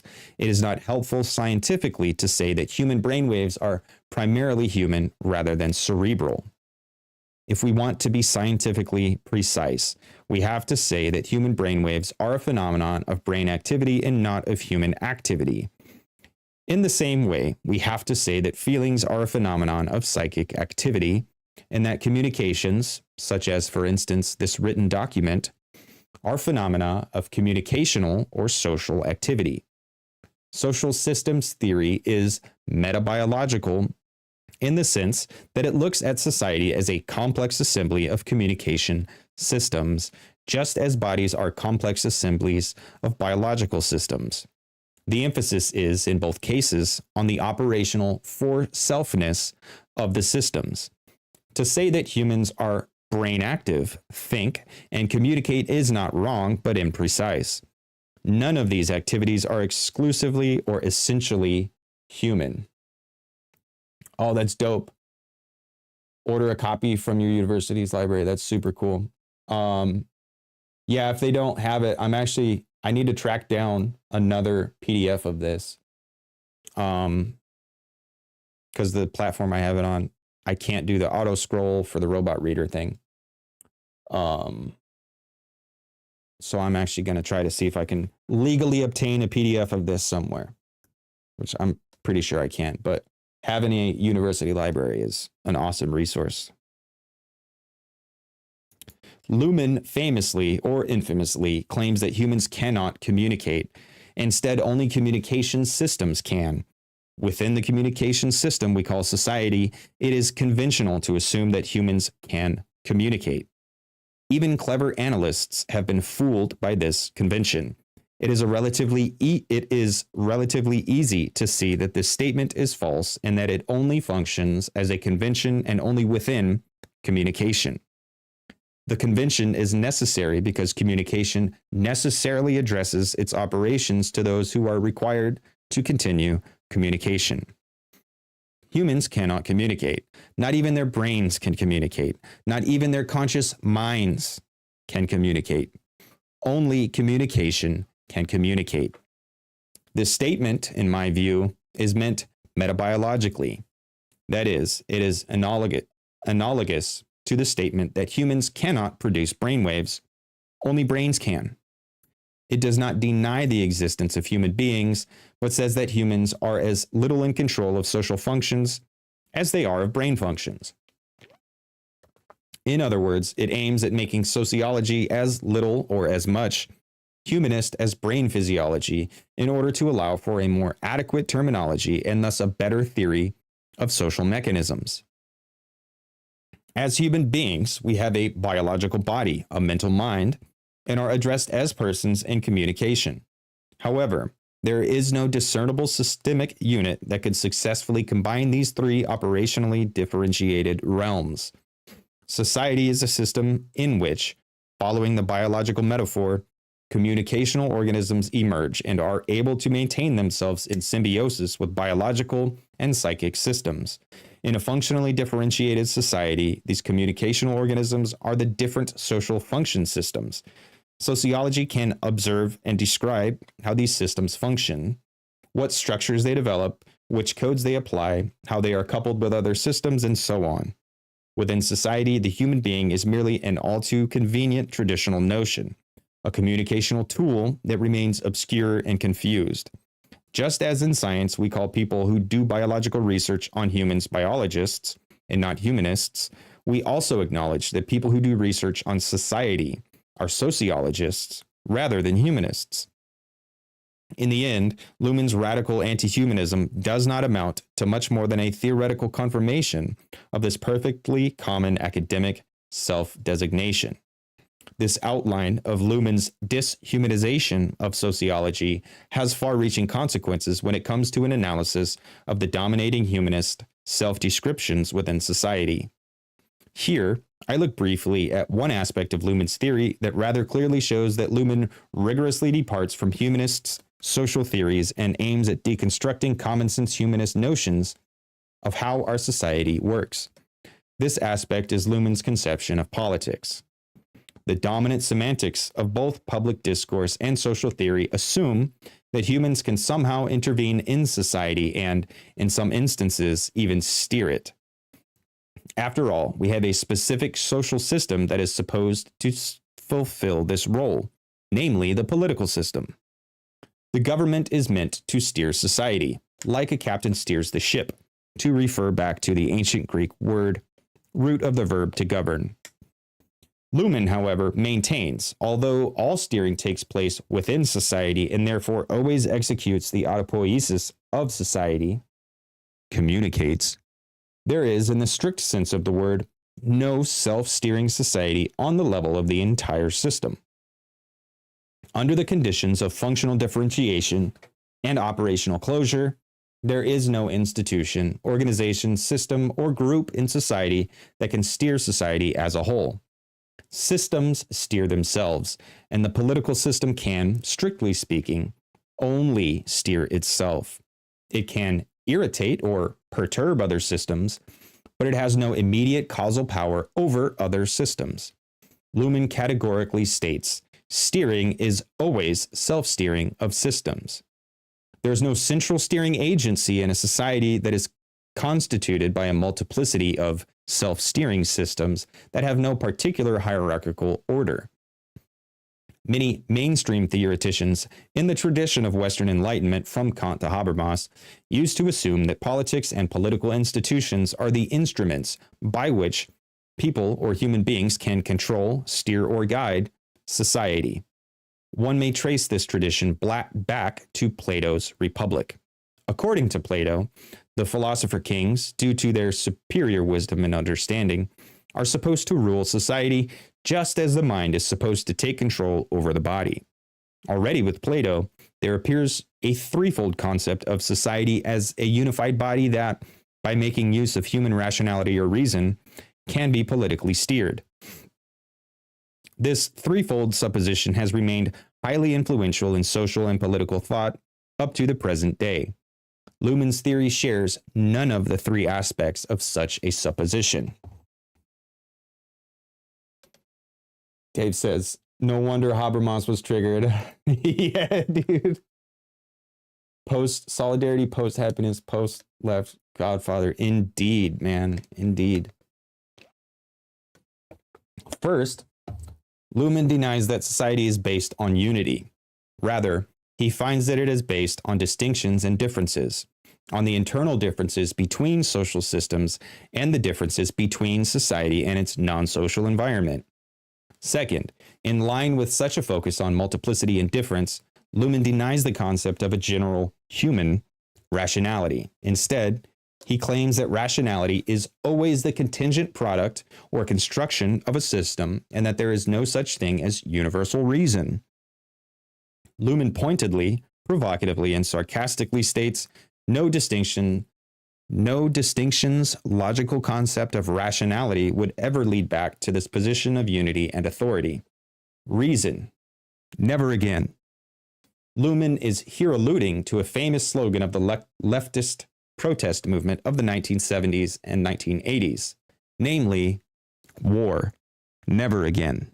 As well as to Habermas, who is sometimes perceived as an intellectual spokesperson of this movement, insistence on reason as the universal cure for all social wrongs.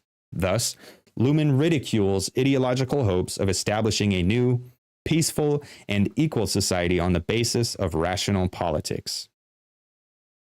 Third, Luhmann attacks the idea that one system in society, namely the political system, can take on a guiding function for all of society.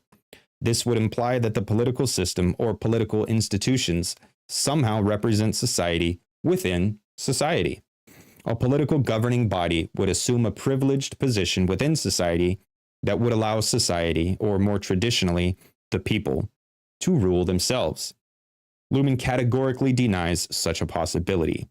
In functionally differentiated societies, there is not one unrivaled representation of the society in the society. The political system is thus only able to steer itself by a specific political construction of the difference between system and environment.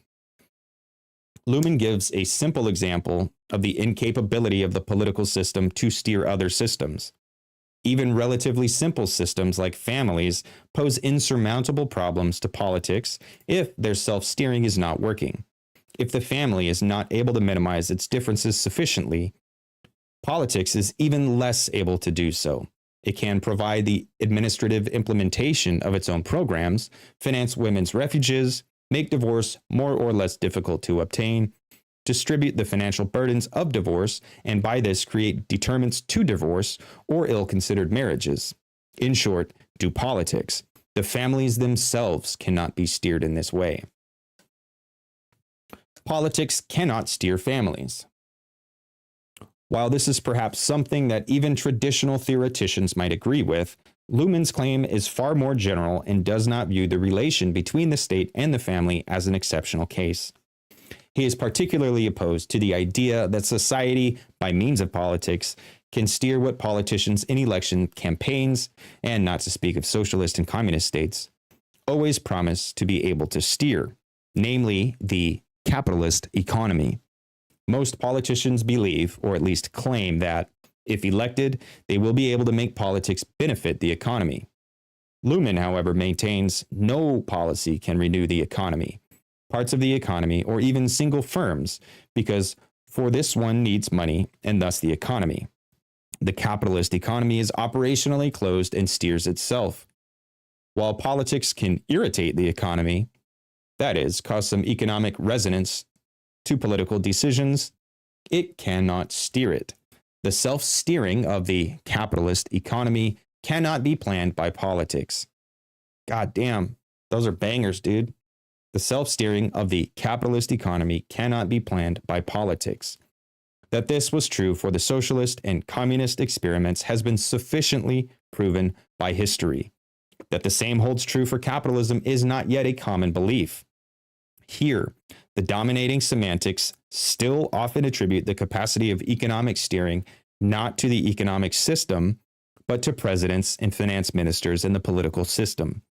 Even if the economic system is taken into account, the traditional humanist semantics still fails to allow for functionalist perspectives, attributing economical steering to individual human beings such as Alan Greenspan, the big CEOs, or stockbrokers. And motherfuckers that thought they were changing the world with Wall Street bets. Like, there's a lot of dudes that like lost all their savings and stuff because they got carried away. And they like dumped all their life savings into meme stocks and meme crypto coins and shit. And now they're broke and like killing themselves and shit. And that narrative during that whole thing was like, yeah, we're changing the world. This is revolution. Yay. When in reality, it's like, no, man, you're not doing the thing. And I feel bad for a lot of those guys because like now they're totally fucked. And that sucks. They got carried away with the narrative that they were doing something, but they weren't.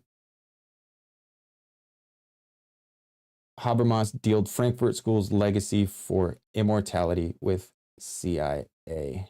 Change my mind. I'm not gonna try to change your mind, dude. I don't disagree. Luhmann holds that the economic system cannot be planned, but evolves.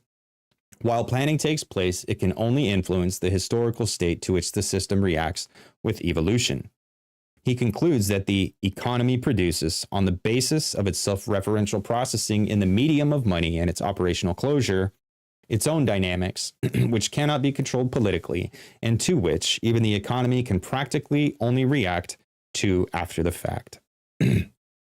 Luhmann's claim that there is no central steering agency within society precludes the possibility of immediate political or scientific intervention in social processes such as those found in economics. Neither politicians nor economists can set the course for the economy from the outside. Luhmann's argument is, if I understand him correctly, in line with John Gray's criticism of the widespread belief in the efficiency of free market politics. Gray, a professor at the London School of Economics, compares the contemporary free market politics credo to the visions of the French positivists of the 19th century. Gray mentions Saint-Simon and Comte, who came up with scientific plans for engineering social and economical progress that, from our perspective today, sound rather grotesque.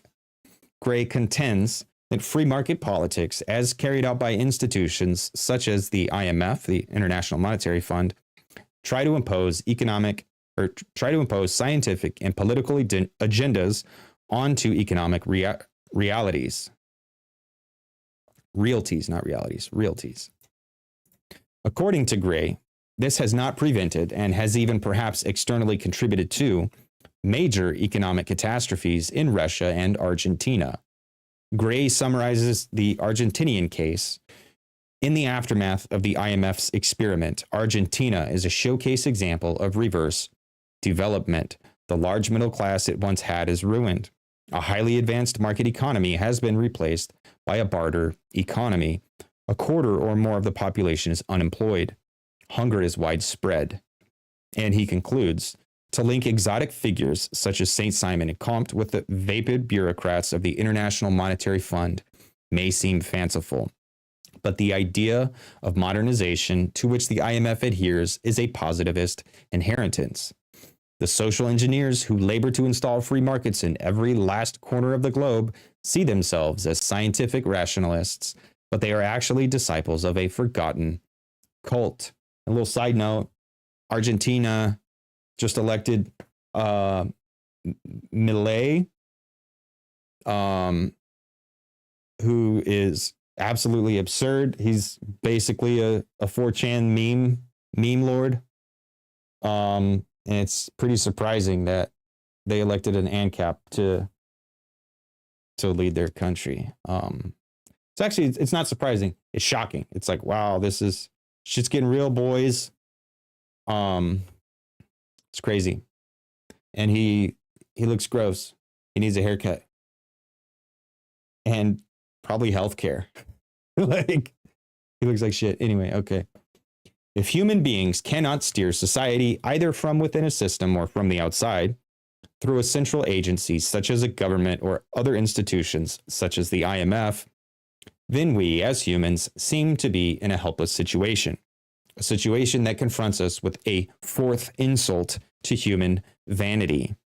Freud had set up a famous list of 3 insults to human narcissism, namely Copernicus' proof that the Earth was not at the center of the universe, the cosmological insult, Darwin's discovery that man was not the crown of creation, the biological insult, and his own findings regarding the insignificant powers of the ego compared with drives and unconscious forces such as the libido, the psychological insult.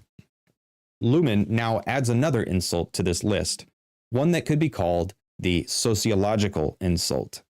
If Luhmann's analysis is correct, then human society cannot steer itself. Just as we cannot control the universe, our bodies, or our minds, we are also unable to shape the social world we inhabit according to our ideals, wishes, or intentions. How do we cope with this sociological insult? Luhmann's answer is by creating utopias. These utopias are the liberal free market order, socialist welfare justice, social market economy, and the welfare state. In other words, the political utopia is thus the form by which the uncontrollability of society is copied into the political system. Here I briefly mention a sarcastic analogy used by Luhmann to illustrate how people deal with the fourth insult. He compares the gestures and promises of the politicians who pretend that they can influence the capitalist economy with the rain dances of the Hopi Indians and ascribes the same important function to both, namely, to spread the impression that something is being done rather than merely waiting until things change by themselves. Politics predominantly functions symbolically when it comes to the pretension of steering other systems under the conditions of a functional differentiation. One should not underestimate the radicalism of a statement that aims to compare a G8 summit with a Native American ritual. Both are, empirically speaking, quite helpless and have quite unpredictable effects on the weather and the economy. However, both fulfill key social functions. They not only provide the comfort of feeling that something is being done, but, and perhaps more importantly, take on great social significance. A rain dance was certainly a major event in Native American religious life. Nowadays, the G8 summit is an event of great international political prestige. Just as someone could presumably gain high social status in a Native American community by performing a leading role in a rain dance, to be a speaker at a G8 meeting will not fail to impressively adorn one's political resume. Both the rain dance and the summit create all kinds of perturbations in their respective social environments. They are inevitably the subject of both an Indian's family dinner conversation and CNN primetime news coverage. A rain dance and a G8 summit are therefore not as interesting for meteorologists or economists as they are for anthropologists and sociologists. It should be added that, from a Luhmannian perspective, neither G8 summits nor rain dances are criticized as useless. Why would an anthropologist or sociologist suggest abandoning these procedures as irrational, as a Habermasian would perhaps do? They are both important social events in their respective social environments, despite being unable to steer either the weather or the economy. Luhmann admits that his understanding of the functioning of politics, in analogy to rain dances, radically departs from still dominant humanist theories. He frankly states that his analysis of the political system leads to dramatic contradictions between his theory and classical conceptions of politics, and particularly of conceptions of democracy. His conclusion that humans cannot steer society and that the political system, which is supposed to manifest the human and rational self-government of human beings, is, strictly speaking, a quasi-religious utopia in the face of the uncontrollability of a capitalist economy, is certainly meant as a radical criticism of humanist social self-descriptions. It is not, however, meant as a criticism of existing social structures themselves, nor, of course, is it meant as a defense. Luhmann would not say that G8 summits or rain dances are entirely irrational and should therefore be abolished. He thinks of them in purely functionalist terms and criticizes an understanding of their functioning in humanist terms. This complacency with the present status quo has earned Luhmann many criticisms for being a conservative. I would, however, read Luhmann in a different way. Connecting back to the beginning of this section and the later Luhmann's own self-designations, I claim that Luhmann is, although less critical, more radical than many current post-Marxists, such as, for instance, Michael Hart and Antonio Negri, who represent what could be called the radical left in the context of contemporary Western social theory. What makes thinkers of the radical left less radical is that they often share humanist patterns with the rightist or liberal thinkers whom they argue against. Hart and Negri, for instance, have a far more humanist vision of democracy and are rooted in the Enlightenment tradition to a greater extent than Luhmann. Even if they no longer use some of the old-fashioned concepts like the people or the masses, but a postmodernist variation of it, namely in their case the multitude, they continue to dream of theoretically contributing to an improved society that is more democratic, more equal, and more than just the world at present. Ultimately, they are hoping for a new communism to be realized. Such an approach may well be labeled radical in the context of liberal political theory, but after all, communism is not exactly an ideology that radically departs from common political ideas and ideals of the 19th and 20th centuries. It simply is one of the more fundamentalist forms within the Western Enlightenment political spectrum. While thinkers like Hart and Negri tend to try to modify the 19th and 20th century thought to make it more applicable in the 21st century, the basic premises of political thought remain the same, namely that political thought explores the social structures of oppression that prevent people from living a better, that is, more free, powerful, and just life. In this sense, authors like Hart and Negri represent a radical wing within the mainstream tradition of modern Western political theory. Damn, dude, Moeller's out here fucking throwing bricks at people's houses and shit, but yeah, I like it. Luhmann's provocative sociological insult of human vanity looks to both the established political system and the protest movements, activisms, and theories that consider themselves to be in opposition to the establishment or the system. In fact, from a Luhmannian perspective, both the established political parties and the so-called NGOs, both the Republicans and Greenpeace, both the G8 summit and the demonstrations against it in the streets constitute the political system and share the belief that humans can and should politically steer society. They only disagree on the means and ends of political steering. They only differ with respect to their position of power. Neither the government nor the opposition, no matter if in parliament or on the streets, accepts the limits of steering. Luhmann's analysis offers the possibilities for a much more fundamental paradigm shift than ordinary political activism and protest, even if it may not offer seemingly radical practical solutions. A mere attempt at offering a practical solution to the traditional problems identified by modern political and social theory cannot yet be called radical. If the questions remain exactly the same, how can the answers expected to be radically different? If the questions remain exactly the same, how can the answers be expected to be radically different? Luhmann's analysis of society radically departs from a lot of the basic premises of mainstream modern political theory. This creative potential of his theory is, among other things, what I explore in this book. Just as the cosmological, the biological, and the psychological insults did in the past, Luhmann's sociological insult may well be seen as enabling theory to move forward and leave certain intellectual tracks behind. It cannot be known where this new way of looking at the world will lead, but it might be worth exploring, if only for the sake of trying something less boring.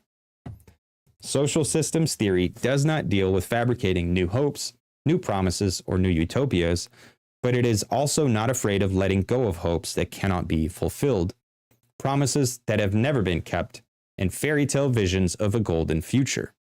It dares to introduce a non-humanist paradigm shift in social theory, one that may perturb society in a profound and obviously entirely contingent way. Mere criticisms do not challenge the dominating self-descriptions of society as much as a paradigm shift does. Critical theory typically decries that certain ideals have not yet been sufficiently realized and need another try. In a way, critical theory thus serves the conservative project of finishing the yet unfinished project of enlightenment. Social systems theory, to the contrary, is metacritical in its critical departure from critical theory. Luhmann, in a fashion similar to Copernicus, Darwin, and Freud, shatters some of the common sense self-descriptions so that previously unimagined possibilities of looking at the world can emerge.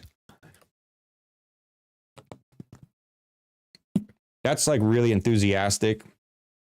And while I like it, I don't know, man.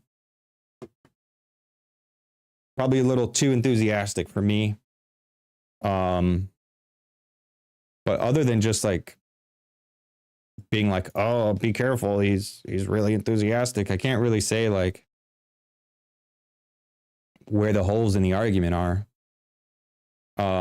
Other than just like base caution against like being over enthusiastic about anything.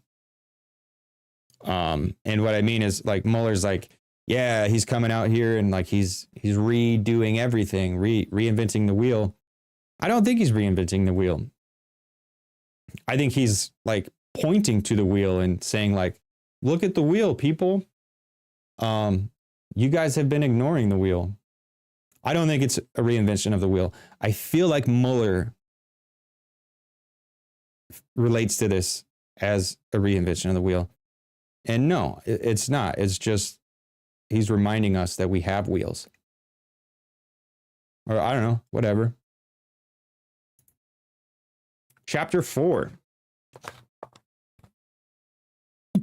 From necessity to contingency. The carnivalization of philosophy. Niklas Luhmann's relation to the discipline and history of philosophy was highly ambiguous. He was officially a sociologist, a professor in a department of sociology, and always regarded himself as one.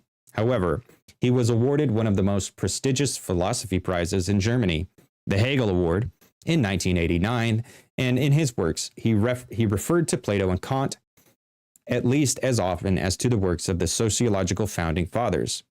Jürgen Habermas rightly stated, it is not so much the disciplinary tradition of social theory from Comte to Parsons that Luhmann tries to connect up with, as the history of problems associated with the philosophy of consciousness from Kant to Husserl.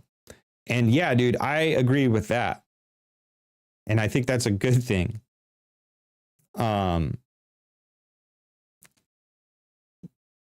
Yeah, anyway, we'll keep going.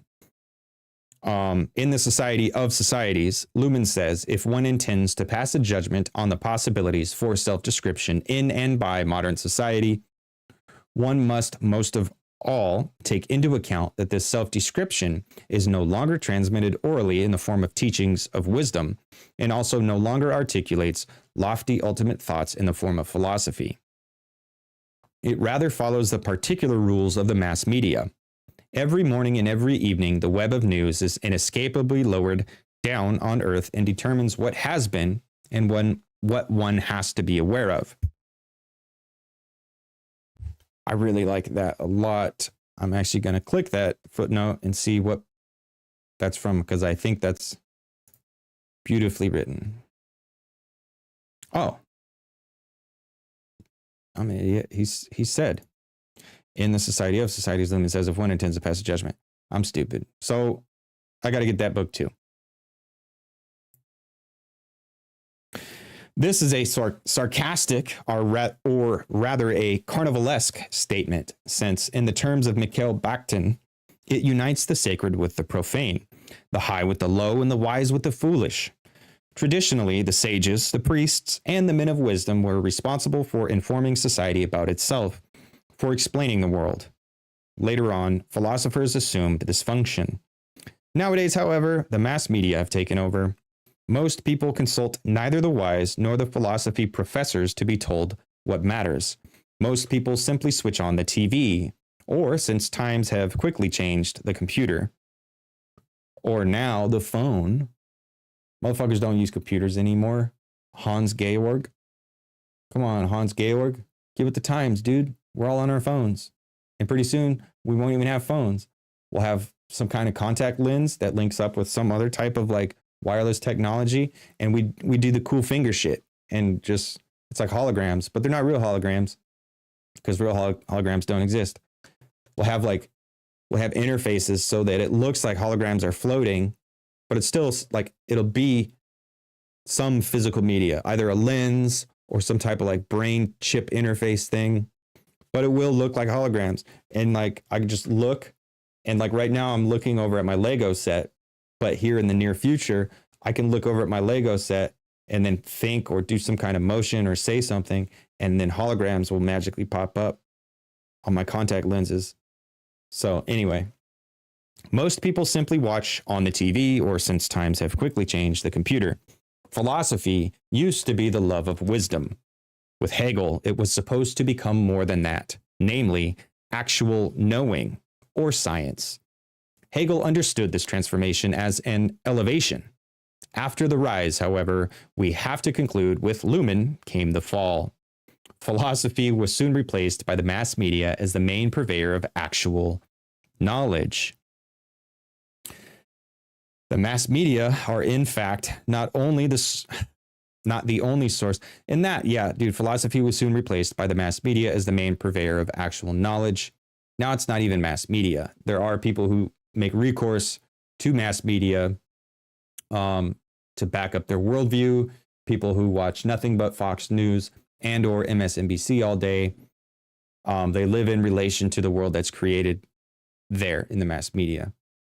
And we in a more subtle operation, like we get our morals and our sense of being and our sense of accomplishment and shit like that from entertainment media, because we're always chasing the dragon and shit. But it's not mass media anymore. Like it is this fractured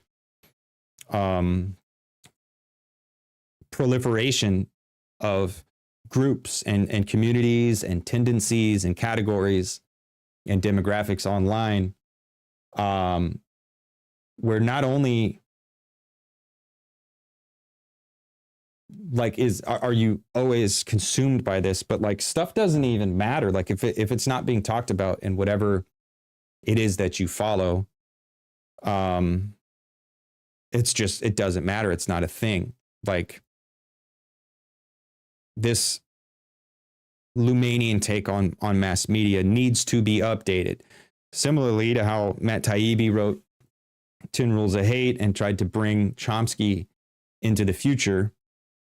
I think through a synthesis of, not a synthesis, but I think through taking McLuhan and Luhmann and Baudrillard and Marx and Heidegger and all these other guys, like I think we need to bring this into the future because it no longer is the mass media. It is the fractured mass itself. The mass media are, in fact, not the only source of society's self-description, of course, although they are probably the most important. The statement quoted above is, for rhetorical reasons, exaggerated. After all, Luhmann's whole theory is supposed to be another self-description in and of society as well. In this way, not only the mass media can claim to be the usurper of Hegel's throne, but also Luhmann himself. Hegel is not only among the most referenced philosophers in Luhmann's works, he also shares a key term with Luhmann: system. Hegel followed Kant's transcendental methodology, distinguishing between a scientific system and a mere aggregate of information that, for him, did not count as true science. A mere aggregate of information is simply a collection or assembly of facts. As such, it cannot claim to be scientific. Knowledge becomes scientific once it is systematized, once it is integrated into a coherent whole. The most decisive difference between a mere aggregate of information and a scientific system is that the former is coincidental, whereas the latter is necessary. A collection of information, such as a compilation of statistical data about body temperature, is only a random collection of numbers as long as it is not understood within an overarching conceptual scheme. Little interjection. This is interesting. I wanna take this and take it back to Byung-Chul Han, where Byung-Chul Han is talking about data and information, and the distinction he doesn't make isn't as clear as I would like it to be. But this mere assemblage, what is it? Mere aggregate, this mere aggregate of information and a scientific system, is that the former is coincidental, whereas the latter is necessary. I think you can kind of do a similar thing where a mere aggregate of information, of coincidental information, would be data, whereas taking that and actually turning it into something legible, systematizing it in a way to make it meaningful is how you turn data into information. Anyway, that was kind of a useless aside. Back to the book. A collection of information, such as a compilation of statistical data about body temperature, is only a random collection of numbers as long as it is not understood within an overarching conceptual scheme. Once medical concepts and principles are applied, the data can be related to each other and constitute a scientific description of, for instance, a fever. Seen within a larger conceptual context, the temperature data become necessary by becoming part of a specific medical history. The body temperature becomes a necessary aspect of the health of a patient. For Hegel, the concepts of philosophy, science, system, and necessity are mutually explanatory. True philosophy has to be scientific. Science is, by definition, systematic, and that which is systematic is understood as necessary. The true is actual only as a system.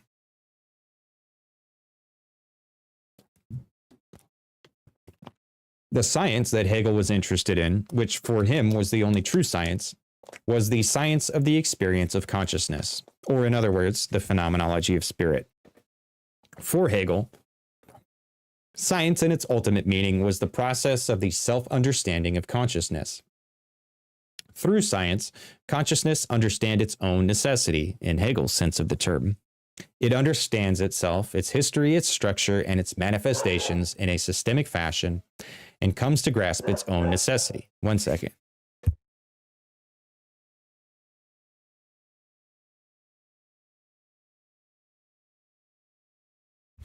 I had a barking dog.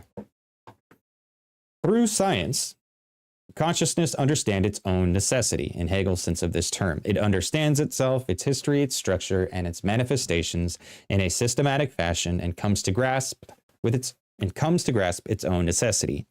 Science is not primarily concerned with information about objects external to itself, but is instead the cognition of cognition.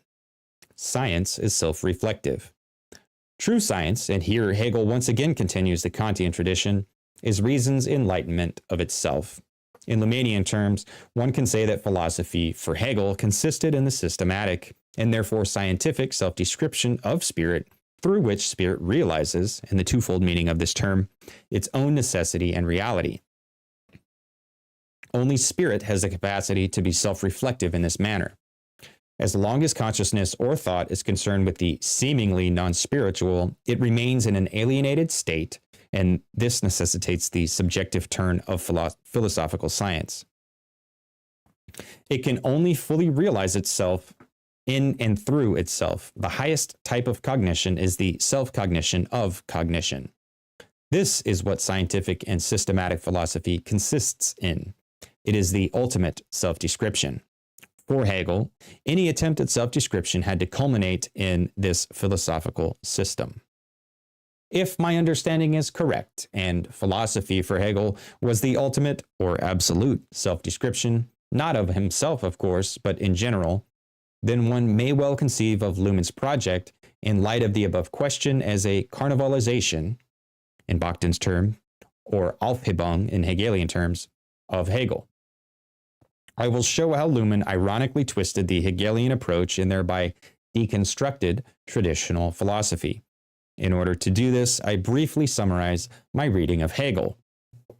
For Hegel, philosophy was the ultimate self-description, that is, spiritual, as the grammatically ambiguous title Phenomenology of Spirit demonstrates, philosophy is both performed by the spirit and about it.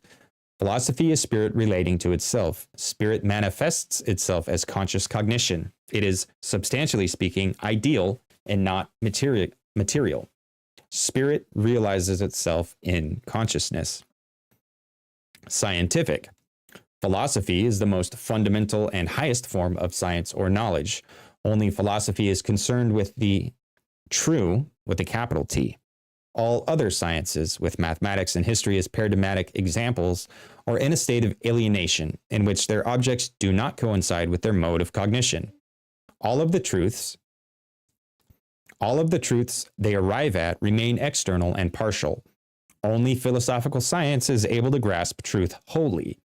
Only it can comprehend nothing less than the entire realm of the truth of spirit. Systematic. Philosophy is the only true systematic science, and therefore, strictly speaking, the only real science.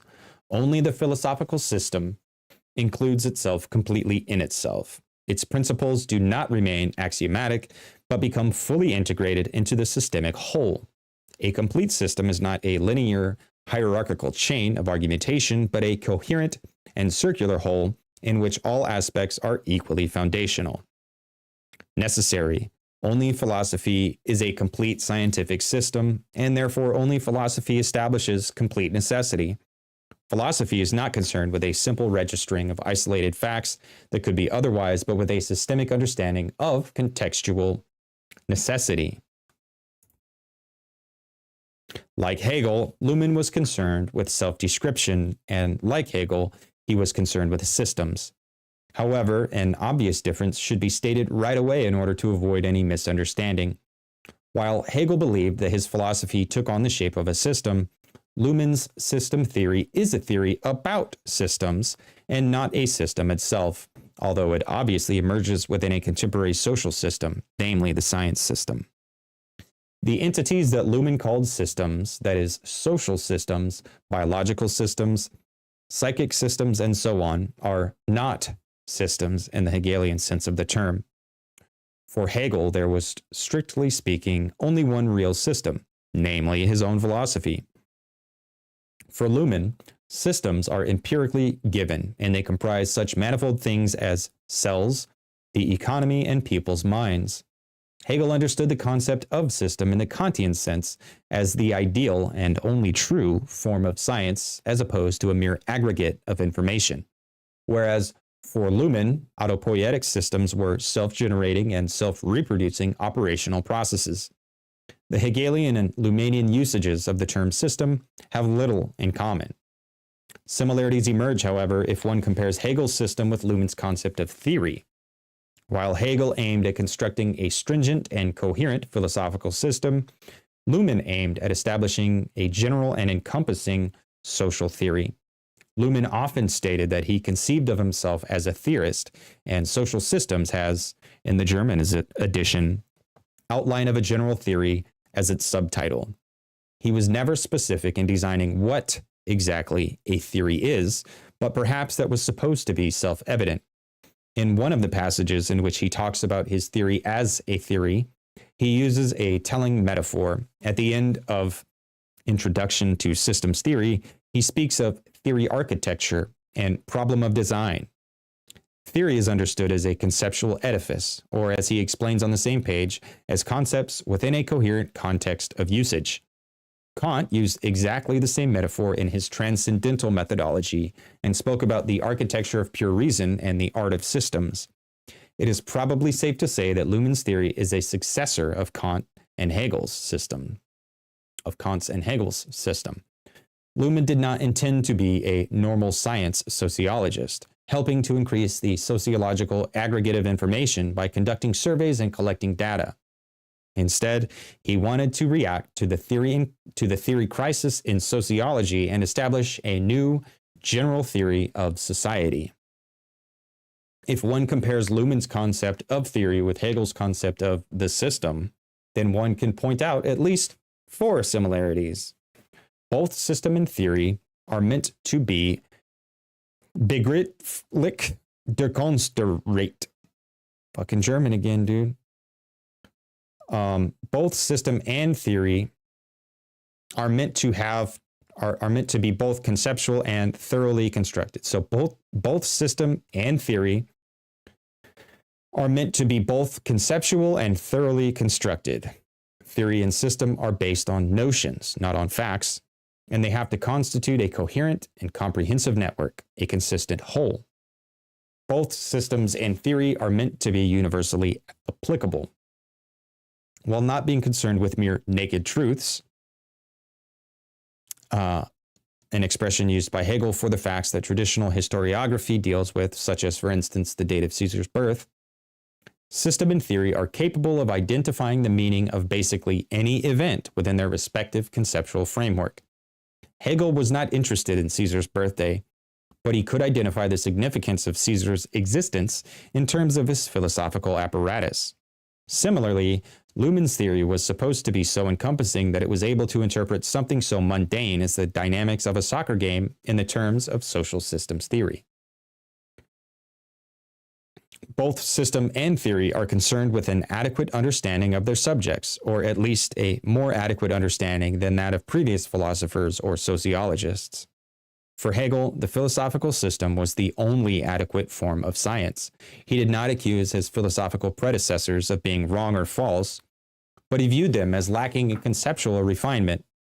Hegel was not concerned with discovering new facts or with simply refuting others. He conceived of his task in the fashion of Jesus Christ. His system was not meant to falsify the earlier prophets, but to substantially raise the level of expression, and thus to present the same truth in a more adequate fashion. Luhmann was certainly less religious than Hegel, and his striving for adequacy was less ambitious. Still, Luhmann was hoping that his theory might surpass all of its competitors in adequacy. He did not want to suggest yet another version of prescriptive social theory, in addition to, for instance, Marx and Habermas, and accuse those who accused him of not offering any help or advice to society of betraying theoretical adequacy with their political agendas. Rather than telling society what to do and where to go, he intended to improve the adequacy of social theory by raising it above and beyond ideology.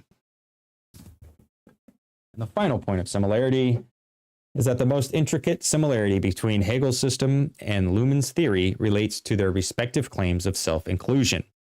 By a conceptual feedback loop, both are supposed to finally explain themselves through themselves. Hegel's goal in the phenomenology is absolute knowing, or spirit that knows itself as spirit. In the end, the system realizes that it is its own content, that it can only be truly complete by completely including itself. Luhmann seems to deny this self-inclusion to Hegel's system when he writes the novel, the romance, but also Hegel's novel of the love between world history and philosophy localizes the observer who can also see what he himself previously could not see at the end of the story. This makes it necessary to exclude the narrator who has known everything already from the beginning, and thus also Hegel himself, from the story. I do not think that this criticism is fair. As I see it, the main characteristic of the system in Hegel's phenomenology, the novel of love between world history and philosophy, is precisely such a withdrawal into itself, in which the narration, and thus the narrator, finally turns out to be its own subject. In any case, Luhmann explicitly claims such a self-inclusion for his theory. In this way, the epistemologist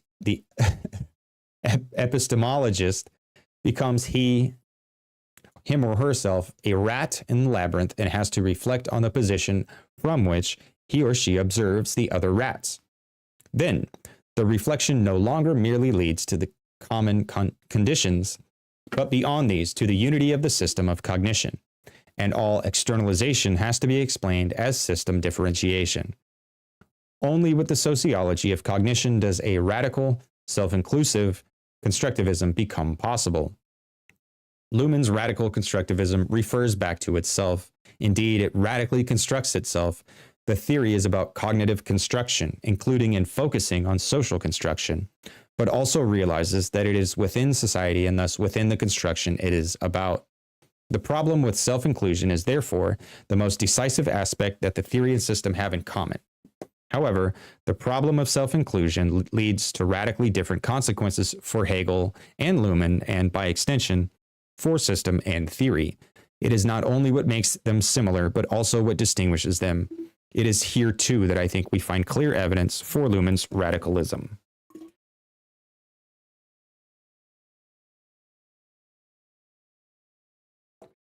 For Hegel, philosophy was ultimately the science of the spirit, both in a subjective and an objective sense. That is, both by and about spirit.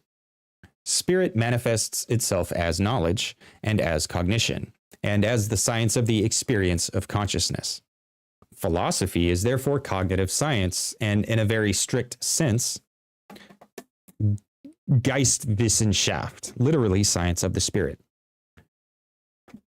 The term Geistwissenschaft, however, also means in a broader and more contemporary sense, the humanities, as opposed to, for instance, Naruto Wissenschaft. And it's not Naruto, it's Nature Wissenschaft, or natural science. But they left the E off in German when they were spelling the word nature. And it looks like Naruto if you look at it really quick. Because those fucking Germans forgot the E again. Always forgetting E's. E's the most common letter in the English language. And here they are just leaving it off words in German. Assholes. Okay. Philosophy is therefore science of the spirit. And that word is also used to refer to the humanities, as opposed to Naturwissenschaft, which are natural sciences. Derived from the Hegelian concept of philosophy as the foundational science of the spirit, the other Geistwissenschaft were conceived of as dealing with more specific manifestations of spirit, such as history, arts, languages, etc. This conceptual model implies, in the Hegelian sense, that the spirit is the underlying intelligent or cognitive principle of human reality. Spirit is cognitive, and all human activity is substantially cognitive or spiritual. Luhmann stood in strong opposition to subsuming everything human under a general notion such as spirit. He flatly opposed this Hegelian heritage. The ambition of a common foundation, a foundational symbol, and ultimate thought has to be abandoned or left to the philosophers. Sociology does not get, in any case, not in this way, to what Hegel had called spirit. It is not a Geistwissenschaft. While Luhmann continued to understand society in terms of cognition, he no longer agreed with Hegel and other humanists that cognition is to be understood as something founded on spirit. Luhmann says, quite sarcastically, that if one intends to continue to believe in one universal ultimate thought that underlines all human activity, one may still be a philosopher in the traditional sense, but not, as Hegel had assumed, a social scientist. By separating cognition from spirit, Luhmann thus implicitly also separated philosophy from social science. In Luhmann's theory, cognition is systemic and can be spiritual, or as Luhmann would say, mental, but it can also be social and biological, or perhaps machinic, chemical, and so on. For Luhmann, social systems can cognize as much as minds or cells can, but there is no common foundation for these types of cognition. A science of cognition is therefore no longer a science of the spirit. Sociology, for Luhmann, is concerned with the cognition of social systems, but it is not concerned with spirit or even with humans. It is not philosophy, nor does it belong to Geistwissenschaft in the Hegelian sense. For Hegel, there were, in the strict sense, no sciences in the plural. Science was a unified endeavor with philosophy at its helm. This was not the case for Luhmann. Science for Luhmann has emerged as a social system along with the development of functional differentiation. Modern science is thus a function system next to others such as law, politics, economy, and so on. Luhmann was interested in how this system functions. He wrote a lengthy monograph on the subject, The Science of Society. While this is not the place to outline Luhmann's analysis of science as a social system, it may suffice to say that, like other systems, science has its own code, true-false programs,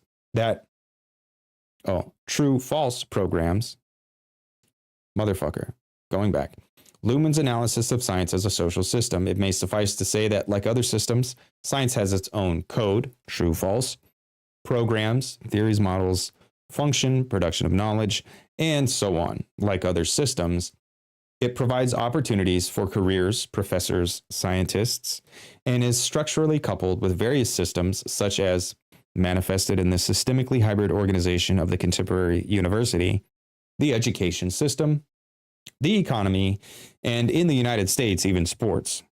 Embedding science in society removes the exalted prestige that it enjoyed with Hegel, as well as the identification of science with philosophy. Science has, in modern society, no privilege whatsoever over any other system. One becomes more famous in sports, for instance. Despite producing knowledge, science does not produce general knowledge. This function is assumed by the mass media. That which is known to be known is what we know through watching TV and browsing the internet, not what is published in academic journals. There is no particular importance ascribed to philosophy in the sciences. No physicist will be employed because of her excellent knowledge of Plato. Philosophy still enjoys some traditional prestige, but it certainly does not have a definite or guiding influence on the other sciences. Luhmann points out that nowadays it is entirely out of the question that philosophy can claim to be the leading scientific discipline. Like Hegel, Luhmann conceived of himself as a scientist. While for Hegel, this meant that he was replacing the priests in expressing the world spirit, for Luhmann, it meant that he was publishing in an autopoietic and operationally closed system of communication that produces texts and theories that are selected for publication on the basis of such criteria as true or false, rather than, for instance, on the basis of selectors, such as being scandalous or not, as in the mass media. For Hegel, philosophical science was the highest form of cognitive or spiritual activity. For Luhmann, it was a type of communication that had evolved among many others. Interestingly enough, both scientists were very much aware of the paradoxical nature of their scientific endeavors, which is most obviously expressed in the grammatically ambiguous titles of their major works, The Phenomenology of Spirit, and the many works by Luhmann that are all titled analogously, The Science of Society, The Politics of Society, The Society of Society, The Society of Society, blah, blah, blah, blah, blah. The type of science they pursued included itself in itself. For Hegel, the science of the spirit was a science both by and about spirit. For Luhmann, the study of society could only be performed within society by a sociologist. The theory of social systems is itself a product of one of the systems, namely science, which it analyzes. Rephrasing the quotation from above, it can be said that the scientist becomes himself a rat in the labyrinth that science has constructed. It is crucial to note how the scientific feedback loop is connected with two diametrically opposed assessments of the status of the Hegelian system on the one hand and Luhmannian theory on the other. To analyze this difference, I contrast Hegel's ending of the preface to the Phenomenology with that found in Luhmann's Science of Society. Hegel ends his preface with a pseudo-modest reflection on how he, the individual philosopher, is only a spokesperson for the universality of spirit that chose to express itself through him. I am saying pseudo-modest because while Hegel downplays his own role in the self-realization of spirit, he nevertheless is very clear about the fact that his is the time at which the universality of spirit has finally gathered such strength as it never did before. Hegel claims nothing less than embodying the culmination of spirit's self-realization. While Hegel admits that spirit could have expressed itself through another individual philosopher, he nevertheless implies that it would not have failed to express itself in the form of the philosophical system that was published under his name. Luhmann's preface to the Science of Society, on the other hand, ends on a distinctively different note, namely, if my interpretation of its cryptic last sentence is appropriate, with self-irony. Luhmann concludes his acknowledgments of colleagues and students by stating, "It remains only to say, as usual, that any remaining errors are chargeable to me, with the exception of errors in this sentence. Obviously." When one reads that first half of the sentence, one expects Luhmann to be doing what most authors of academic publications do. That is, making a personal gesture of moral responsibility toward others, after just having expressed equally personal feelings of gratitude and affection toward them. In a specific section of a book, usually the preface or the acknowledgments, which, in its main parts, is scientific and thus impersonal, unemotional, and amoral. This expectation is then radically disappointed, a common technique for jokes, in the second half of the sentence. In the light of the second half of the sentence, the seemingly personal, emotional, and ethical statements of academic authors in the acknowledgments are exposed as simply or obviously one more stereotype within academic or scientific writing, and thus as having nothing to do with individual feelings or moral convictions. They are thus just as much a linguistic convention enforced on academic authors by the science system as the academic jargon used in the main body of the book. In other words, acknowledgments are not simply authentic personal, emotional, and moral confessions that demonstrate some personal traits of the author, but one more stereotypical form of expression constructed within the discourse of academic writing. In fact, such seemingly personal statements, being so stereotypical, demonstrate the very opposite of what they state, namely, that scientific communication operates systemically in accordance with the codes, programs, and communicative conventions it has developed, and therefore does not leave room for personal emotions or moral authenticity. In this way, the final sentence of the preface of The Science of Society demonstrates, in the form of a parody, that science is not the authentic realization of truth, but a social system with its own standardized forms of communication, just like all other social systems. Its truth is merely a communicative construct among many others. This brings me to what is, to my mind, the most important difference between Hegel and Luhmann, the status they ascribed to science. Hegel conceived of philosophical science as a system of necessity, and Luhmann understood sociological science as a theory of contingency.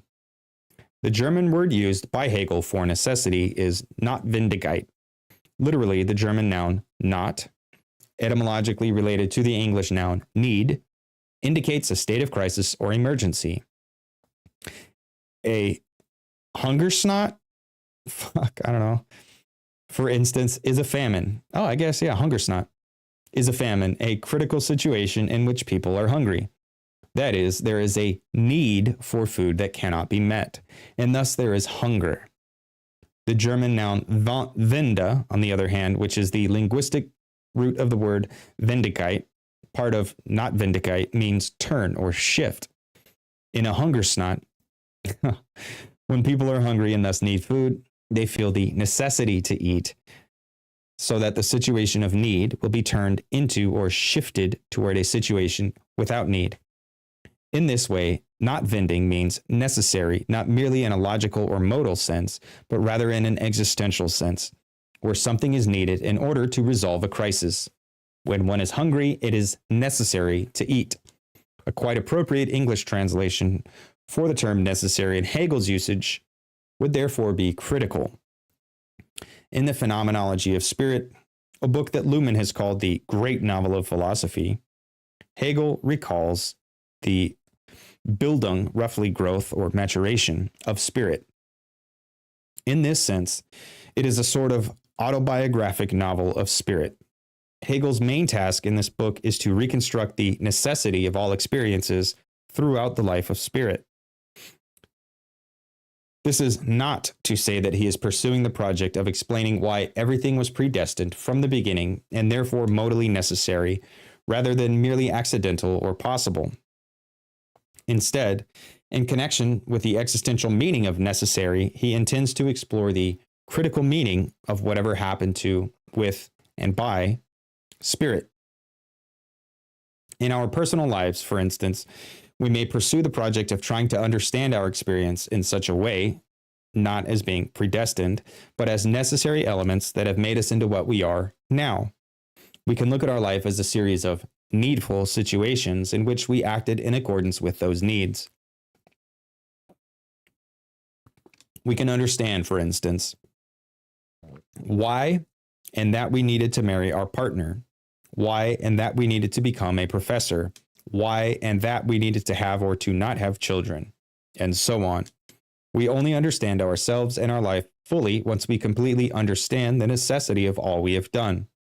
If we successfully recall our growth and maturation, the experiences of our life, then we will be able to conceive of every moment as a necessary step to what we have finally become. The past events of one's life will all connect to each other and be recognized as meaningful with respect to what one is now.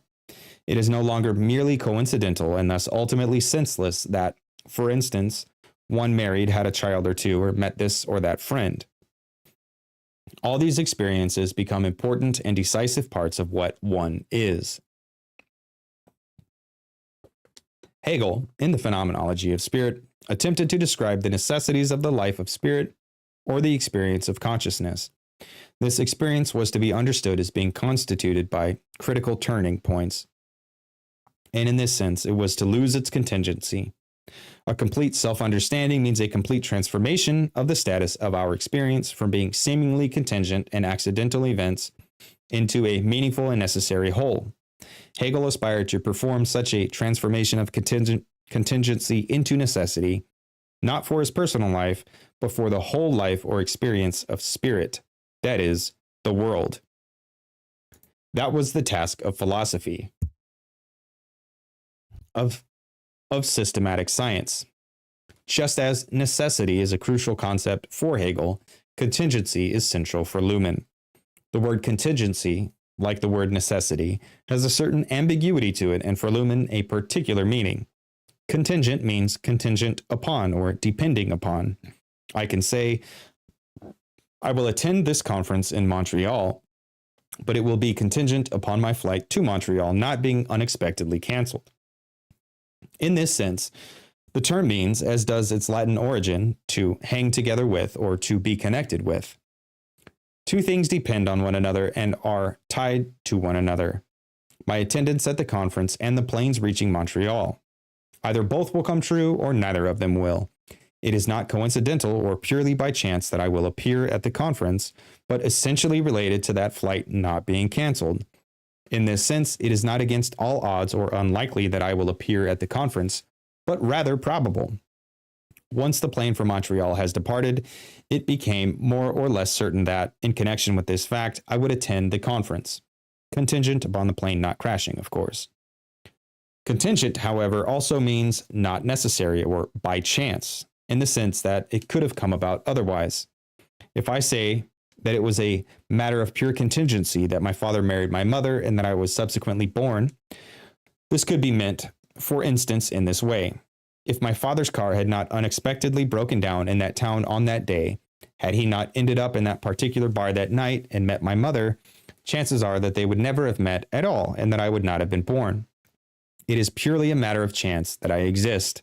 And in fact, considering the probabilities of all the unintended and unplanned things that had to happen for my father to meet my mother that night, my existence was basically against all odds, or extremely unlikely, to use a phrase often employed by Luhmann.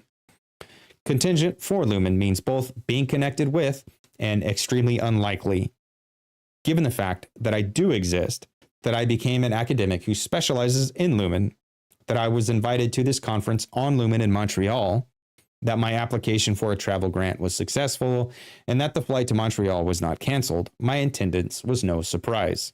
Given all other possibilities, however, and the very fact of the utter improbability of my existence in the first place, the fact that I appeared at this conference in Montreal was indeed against all odds. Contingency for Luhmann does not simply mean anything goes, or pure coincidence. It means that whatever happens is connected with many other things. At the same time, however, it is also extremely unlikely any given thing should happen because of all the contingencies involved. Luhmann, as a theoretician of contingency, did not believe in the possibility of a master narrative such as the one Hegel aspired to in the Phenomenology. Hegel wanted to tell the narratives of spirit. By transforming contingency into necessity, we end up with a coherent story, with a unified whole. While Hegel believed that the complete self-inclusion or feedback loop of science or philosophy would lead to the self-unification of spirit and an insight into its own necessity, for Luhmann and many postmodernist thinkers, this project of modernity has to be abolished. Luhmann believed that insight into the scientific feedback loop demonstrates contingency and not ultimate necessity. There is no necessity for science to have become what it is. There was no necessity for our society to develop as it had. That all the social phenomena experienced today exist is even more unlikely than my personal existence, which was against all odds. Other possibilities were and always are there. There were societies that had no science, no economy, and not even families, and there will likely be future societies in which all these social formations will no longer be what they are today. Given their connection with everything that has happened in the past few hundred years, we can explain why all the social phenomena are as they are and why things evolved the way they did. For Luhmann, science is the opposite of what it was for Hegel. It is the transformation of necessity into contingency. It is the discovery of the unlikely within the familiar. Luhmann therefore approaches social theory in a very different way from Western mainstream philosophers, from Hobbes to Habermas, who often presumed they might find some meaningful, normative or natural or rational foundation for social reality. The modern state, for instance, could be seen as a necessary reaction to the crisis of what Hobbes famously called the natural war of all against all. Social institutions, like politics, the economy, the family, and so on, could therefore become necessary in a Hegelian sense for mainstream modern theoreticians. From the perspective of these thinkers, social philosophy can show us why and how. For instance, our basic laws and our political constitutions are grounded on certain necessities. Social science has the function of explaining these necessities and further developing social institutions in accordance with them. Luhmann questioned this necessity, viewing society instead as a complex dynamic system in which meaning is always contingent and subject to construction. The meaning of social institutions and values is derived from their connection with other social institutions and values that have happened to evolve. There is no ultimate necessity to them, given that they are also extremely unlikely. For instance, there is no existential or natural or rational necessity for our legal and political institutions. In the context of our current society, they are, of course, explicable and understandable, but at the same time, they are entirely unnecessary in a Hegelian sense. We can see that things could potentially be very different.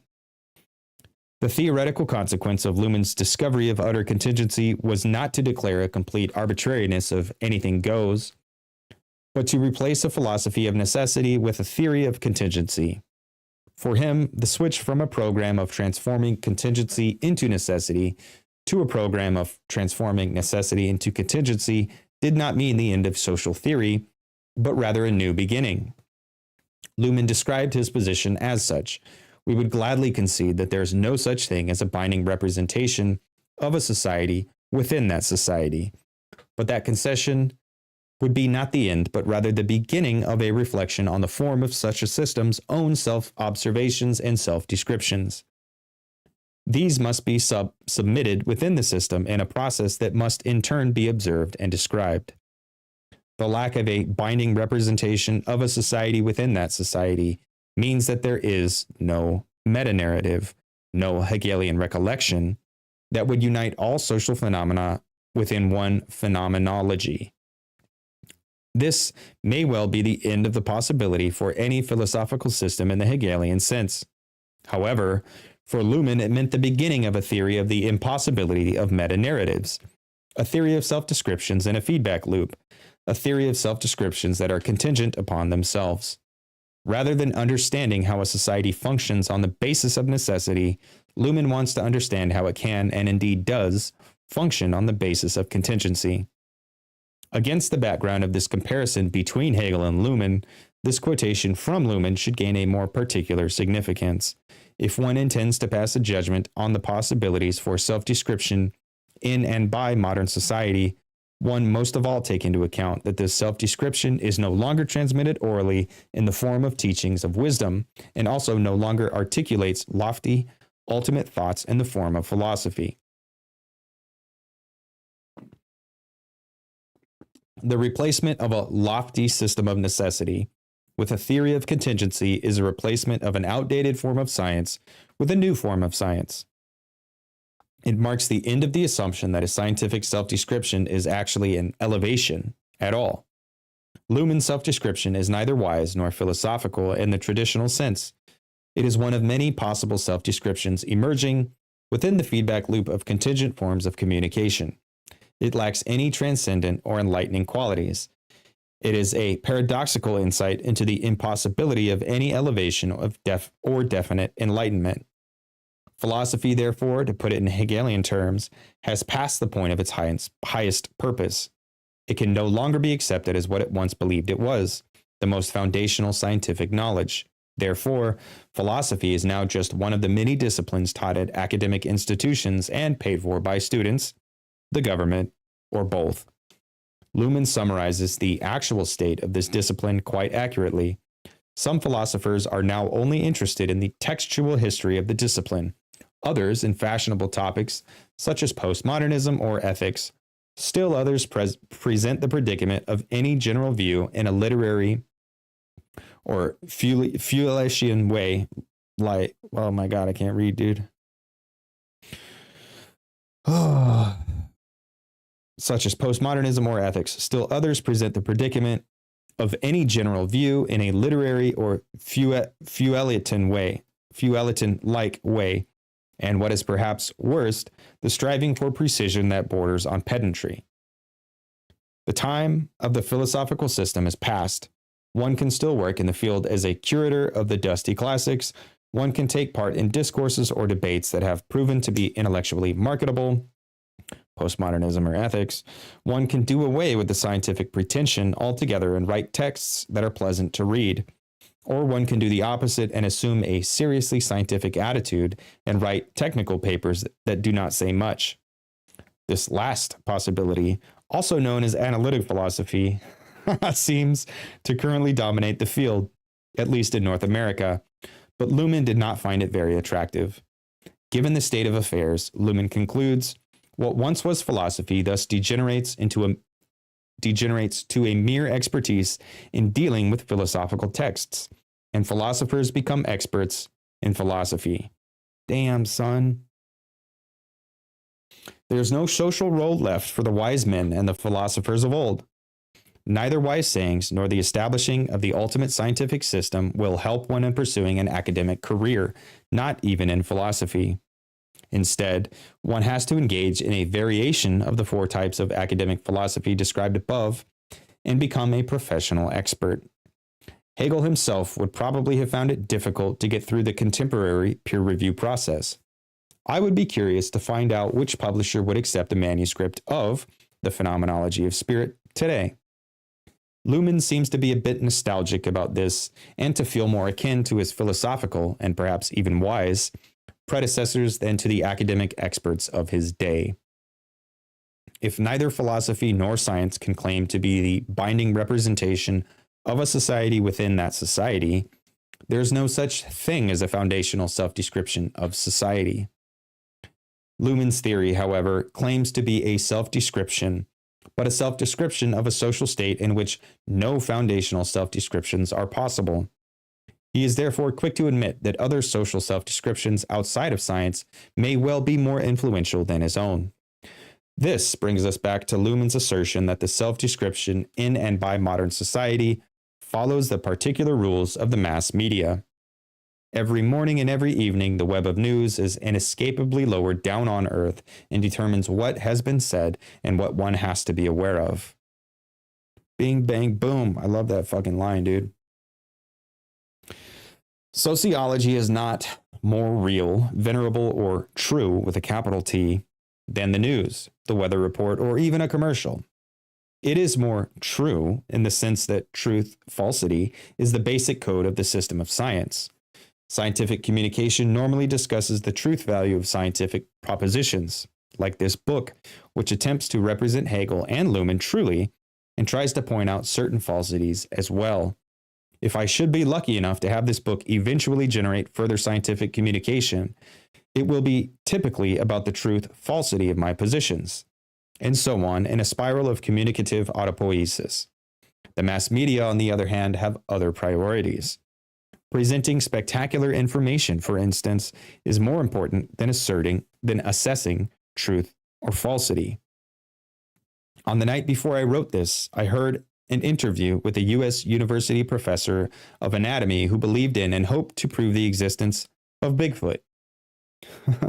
The scientist freely admitted that he was having a hard time gaining respect in the academic community, but he obviously found it much easier to attract the attention of the mass media than did most of his colleagues. The mass media are not so much interested in Bigfoot as a subject that promises to bring about new truths. They are more interested in presenting interesting information. The mass media system and the science system construct different self-descriptions of society that are not compatible with each other, since they communicate differently and on the basis of incommensurable codes, programs, and so on. There's no single system that can impose its codes and constructions on others. Luhmann's theory tries to address this paradox. Science has to make true propositions about the impossibility of truth under current social conditions. This paradoxical situation leads to a carnivalization of philosophy and science. That which was once esteemed, or more precisely, esteemed itself, as the lofty mountaintop of human cognition, appears as only one contingent reality construction among many. The difference between the high and the low has to be removed. The carnival used to make fun of the aristocrats and clerics and expose their pretensions. Theory makes fun of science and philosophy and exposes their pretensions. In a somewhat Socratic manner, social theory explains its own limits and thereby the limits of any attempt at knowledge. If my interpretation is correct, Luhmann labeled his own theory a super theory in a self-ironic fashion. This interpretation is supported by the peculiar style of Luhmann's texts, in which one finds dry, technical, and conceptual language frequently interspersed with bits of sarcasm, satire, and parody. I would argue that the traditional scientific philosophical ambitions of the Enlightenment have been undermined by carnivalistic theory, and that this leads to a certain lightness of being, or alternatively, legaya scienza. I don't know what that fucking means. One can witness the dialectics of enlightenment brought about by the scientific age. With indubitable Cartesian scientific certainty and with utmost seriousness, the great projects of social science were put into practice. The French rule of reason, the Russian elimination of class distinction, the racism of the Nazis, the disciplinary mechanisms described by Foucault. These were all supported and defended by what may be called extremist science, philosophy, or both. Today, we see the applications of their supposedly more rational successors, free markets expanding worldwide along with neo-Kantian universal recipes for peace, social understanding, and liberty. If faced with a choice between these types of serious science and carnivalistic theory, I'd find it rather easy to decide in favor of the latter. Bing, bang, boom. And that's about it. Bing, bang, boom. Bing, bang, boom. Done for the day. All right, everybody. Peace out. Listen to the Wu-Tang Clan. Inspect your drugs. Make sure they come from trusted sources. And all that stuff. I am gonna go. I'll be back. I don't know. Hopefully I can finish this in one more session.